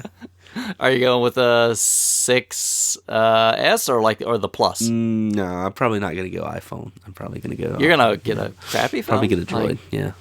Oh, I'm sorry. Yeah. But, I mean, we talked about it, I think, a little bit in the last show. But, I mean, if you don't know, the Jackbox Party Pack, and they have Party Pack 2 now. Yep. Party Pack 2 just came out. I don't know what's in it. I wonder if it's good. The Fibbage XL is in there or something. It was like, or something like that. Again, more games. Probably like Party Pack, you probably play a couple on a regular basis, but it doesn't matter. For the price, who cares? But you get like 5 games for $25 or whatever. So it's like $5 a game. You Don't Know Jack, which everybody probably these days knows what You Don't Know Jack is. But like the big catch with all this, like Rich is saying, is that all you need is a smartphone. That's it, or an iPad, or it's something. Amazing like that. Technology. I mean, it's so awesome. Yeah, to be able to do that. Anybody can play this thing, and that's why even like my mother, I'm like trying to. She's it's my mother. She doesn't play games, but I'm like, no, trust me, we'll play. It's like, and we had tons of fun as soon as we play. But everybody knows how to use their phone. It's not tricky. There's no magic to it. So, You Don't Know Jack game show style thing. A lot of fun, pre-built questions. But probably, I think some of the most fun is probably from Fibbage and Drawful, right? Yeah, those are my 2 favorites. Yeah, definitely. So Fibbage is, we're going to ask a question. You have to come up with a lie for the answer, and the real answer will be in there as well. And then after everyone comes up with their lies, it's there on the screen. You don't know whose is whose, and you have to pick which one you think is the truth. Or if you're having fun, a lot of times you just pick the one you think is the funniest. And you get points. So if somebody picks your lie, you get points. If you pick the right one, you get points. But again, most of the time it's just the hilarity. It's who cares about the points at the end too much. I mean, you just kind of goof off with it, but who cares? And Drawful is on your screen it will say draw this. And you just have your cell phone. It's difficult probably to be Picasso for most of us to draw a picture on your cell phone. And then it comes up on the screen later and it'll just show the picture and everybody has to put in what that's a picture of. And the same sort of thing, right? Everybody picks, so there's the right answer, or you try to fool people. Yeah. And let's just say too that like the things that it asks you to draw, it's not like, hey, draw a giraffe. I mean, it's not like it's like draw an elephant taking a bath in acid rain. I mean, it's just the most like insane stuff. And it's a lot of fun. It's great. And some of them probably purposefully meant to be a little naughty, right? So absolutely. That's fun. Nothing wrong with that. It's like you're playing in the company of adults. But probably nothing where if you had younger people playing, you don't have to be naughty, right? No. You don't have to go that way if you don't want to. But it usually turns that way. Of course it does, right? Because after 5 seconds, again, like you said, it's an icebreaker. The inhibitions go away. Everybody just silly and laughing, and you're kind of like kids again, right? Yeah. By the third game, everyone has a dong as an avatar. So everybody's snickering at everything, and you're just having a ton of fun with it. Probably alcohol doesn't hurt, but it is not required. Not required. But yeah, it's you can find it. Probably on PC. I'm gonna guess as well. Mm-hmm. Modern consoles, the last gen consoles, just fantastic. No physical version. You're going to have to download it if you want to play it. But just tons of fun party game. I think they just released, I think I saw that they did release a physical version. Did they really? Could be wrong. I thought I saw that on the website. RFG. I was not aware of that. That's pretty interesting. But I'll check that out. Yeah, after playing, I have gone on enough about it. You guys can give your 2 cents. Yeah, well, it's on great. The Jackbox? Yeah. I'd never played, besides You Don't Know Jack, which I think everybody's played, I'd never, played any of the other little games that were on there. And when you first showed up, that was your whole, hey, let me log into my account real quick and I'll just download these games and then we'll play them for 3 days. So, it was like, all right, I guess. And it's like, your phone's a controller. Okay, well, I'll go to this, I guess I'll go to the website. It tells me on the thing. And I had the advantage, over Rich in that, when my wife was presented with like, hey, should we buy the Jackbox for $20 or $25? She had played a little bit, already. So, as I remember when my wife started laughing, I was like, okay, I think I got her. Yeah. And then like she started laughing more and I was like, all right, yeah, she's in. And then after everybody left, she said to me, when do you think we can have your sister and Mike over so we can play more of that? But yeah, it's totally, and the, like any party game, like, cause me, Duke and Crabby, played it with just like the 3 of us. And then it was like it's alright. You have like, you have 2 answers that are real, and then you have one that's like the fake one or whatever. Like once you get 8 people in a room, it's a completely different experience. And there's a lot of silly drawings, a lot of inappropriate drawings, a lot of themes start repeating, and just like the crap that like we've like made fun of each other for like over the past 2 days, like those answers like sneak their way in there. And yeah, I'm pretty sure the answer was 32X games a few times. Yeah, it was 32X games, and it was Retro World Expo, where tickets are still available. Wink, wink, wink, wink. It was just a lot of fun, and some of the drawings, some of the stuff everyone came up with, and just like it's still kind of surreal to me, like just like sitting on my chair and just looking to the right and seeing like a dozen RF Gen people sitting in my living room. It was still pretty crazy. Yeah, a lot of fun. Like you say, bigger crowd, the better. Absolutely, definitely. Yeah. They'll make up some answers for you though to give you more options. For some of the games, except the drawing game. But yeah, and it's much better with at least 6. Yeah, No, I'm glad you mentioned that. You know what I mentioned. What I was just thinking when you said that is, so it's like people would like come up with the same answer. Yep. So it would like if you're supposed to, if a drawing comes up and you're supposed to like name the drawing to kind of like, draw people to draw, pick your answer, like it'll be this completely random thing. And 2 or 3 people in the room will all say, "Oh, that's what this is," and it's not true. But 3 people all said it, so like the system will have to like create dummy answers just to like replace, like one of the empty spots, so it wouldn't be like an empty answer spot. And then some people will pick that computer generated like nonsense dummy answer, and it's like, how bad did that drawing have to be? Or sometimes you'll actually get it right. And if you get it right when you're typing it in, it will just tell you, you got it right, but you have to pick something else. Mm-hmm. Right. So it does give you an advantage because you know what to pick, right? It doesn't, every once in a while you get lucky. Yeah, then once it's over, you're like, well, I got this in the bag. Like me and whoever else gets it. Yeah, and just every time somebody picks your thing, you're like, yes. Yeah. You know what I mean? And it's a quick game, too. Very. Yeah. I started to find I was really bad at it because like no one was picking my stuff and I wasn't picking anyone else's stuff, and like because at first I was just trying to make the funny answer, and then I was like, oh, I should probably try to get people to pick my answer. So I wasn't very good at coming up with stuff to draw people into my traps at first, but like that's a skill that you get after you play it a little bit more. But I'll be quite honest, sometimes I enjoy more of the humor than I do trying to win. You know what I mean? Totally. Yeah. I'd rather have a good laugh than I don't give a crap if I win. You know what I mean? No. And how many times did I gotta tell you... Yeah. Oh, no, I was just going to say about the sound effects when you choose... Choose third. Put your name in third. Yep. Because the sound effect, it's the same order each time. So, like, the first person will always get, like, a bell, and the second person will always get, like, like someone stepping on a duck, and the third player is... So then, once everyone realized that the third player was a fart sound...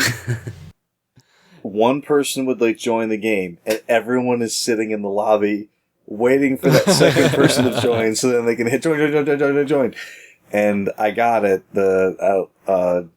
And then the fart happened, and then it said Wild Bill 52, and everyone's like, "Oh, I wanted the fart." And it was funny, we were playing, like, every single time it made the fart noise, Bill's face just lit up.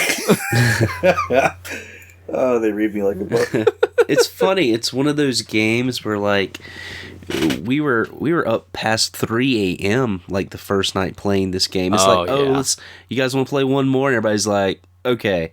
You guys want to play one more? Yeah, okay. I mean, you keep saying it over and over again, and it never got old. It was great. Yeah. I wanted to keep playing, and I was like, I have to be up in like 3. I really have to go to bed. And then I went to bed, and I heard another round being played in the other room, and I was like, oh, they're having so much fun still. I know. What was it? I mean, after that, Rich went and bought it, and I don't remember. I was somewhere else. Oh, this is great. Great story. Yeah, and so Rich sends a picture in like GroupMe or something of the screen to let you guys know we were playing. Like, oh, I'm playing whatever, like Fibbage or whatever. And so just like instantly I go to the website, put the code in. And he's dropped into his game. And he's playing it. He's playing against us. And my friends are sitting there like, who the hell is that? I said, you should have never given me the code. I know. I said, I'm pretty sure it's my buddy Duke, but I'm not entirely sure. I think we might be hacked. Yeah, it was great. Good. That's the great thing about it. I mean, you don't have to be couch. If somebody has the code, even if they can't see the game screen from your Xbox or whatever, everything is on the phone. Yeah. So I mean, it's not as much fun as being together in a group, I think, but I mean, it's you can still do it. It's still kind of fun, and I've even seen like some people will run games on Twitch. So if you want to try it out, go to Twitch. You don't need to buy the game. You can just put the code in right off Twitch, join in, play a few rounds, see if you like it. I mean, not gonna cost you a cent. But yeah, it's a lot of fun. You guys should. I would also give an honorable mention, of course, to Quiplash, which kind of fits in, right? It's kind of the same sort of stuff. But that's good. Any other real quick, just honorable mentions, just things you need to chuck in there, but we're not going to tear apart? Sure. Okay. I can throw in a few. All right.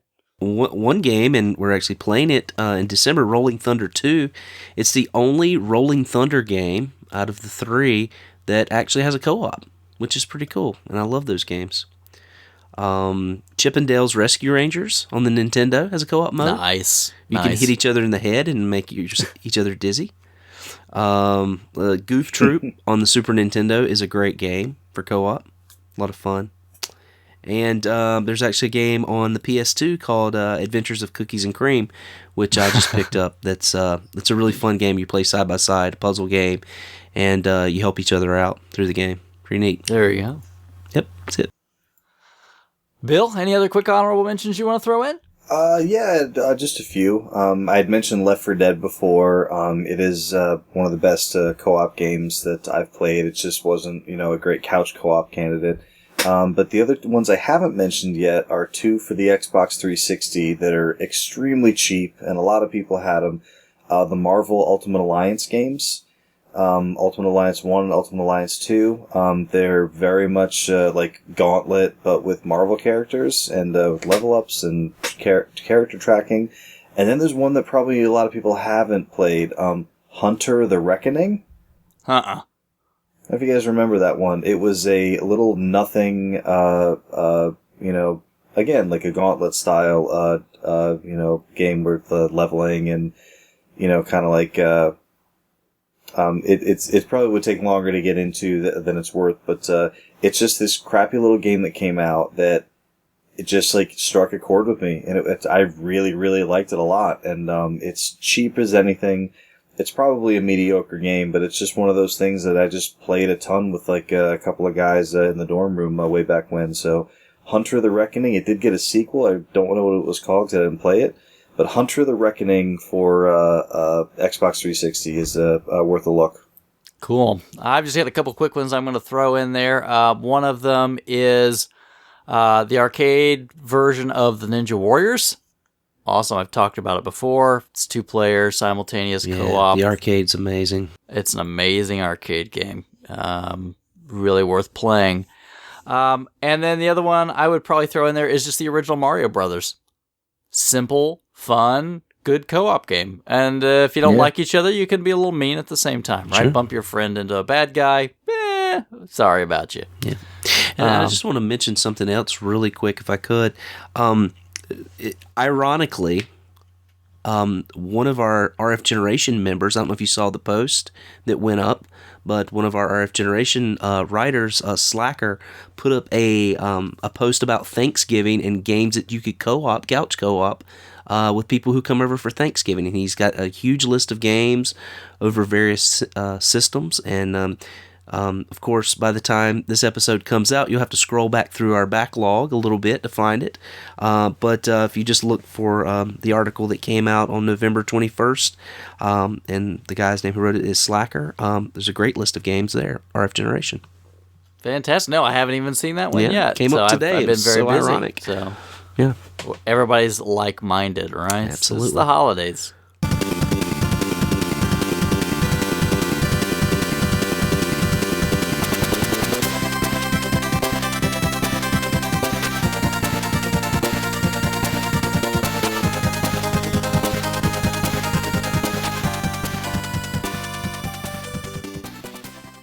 All right, so thanks everybody for joining us on another episode of the RF Generation Collector Cast.